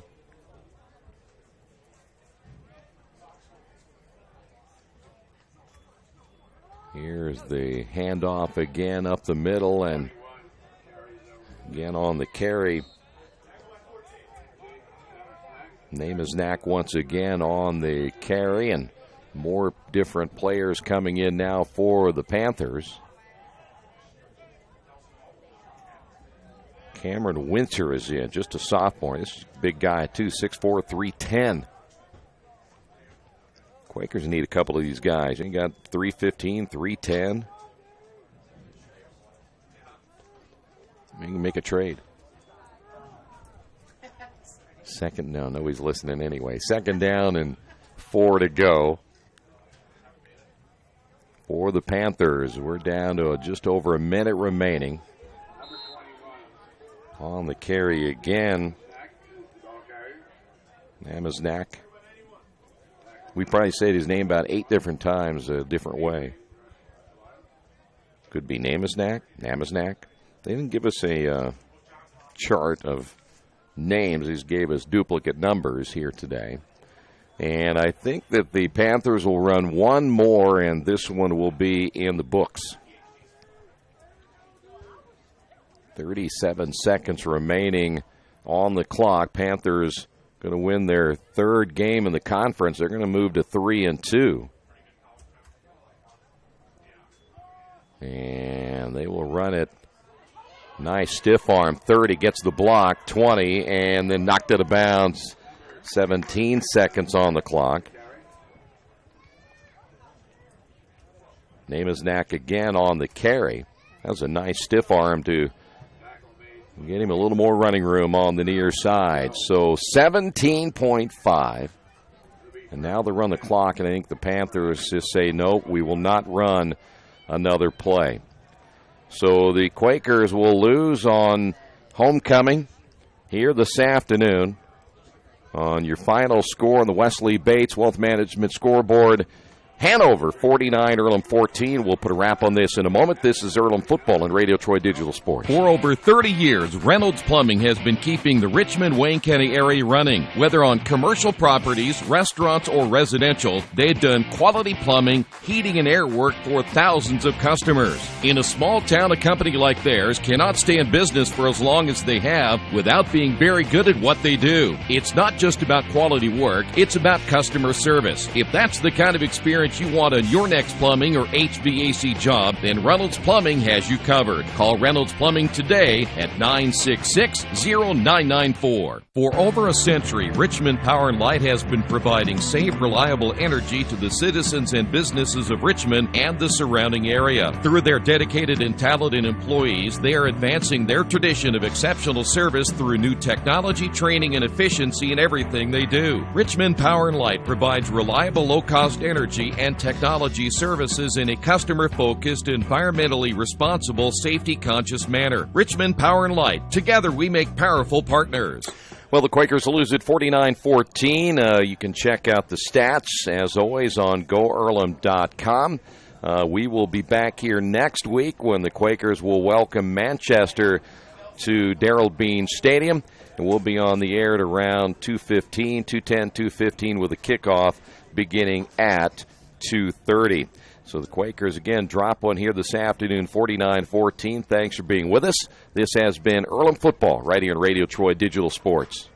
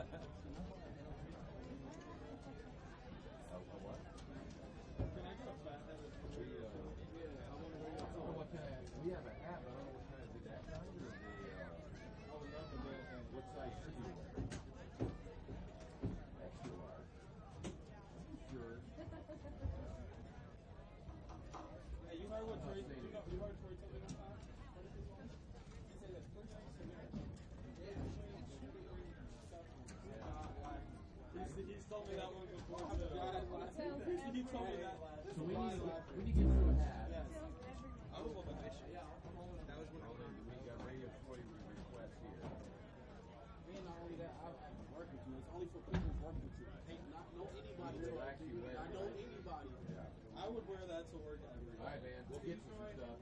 Yeah. You would see me then every time you come. I'll see your fat and see. I wear an extra large.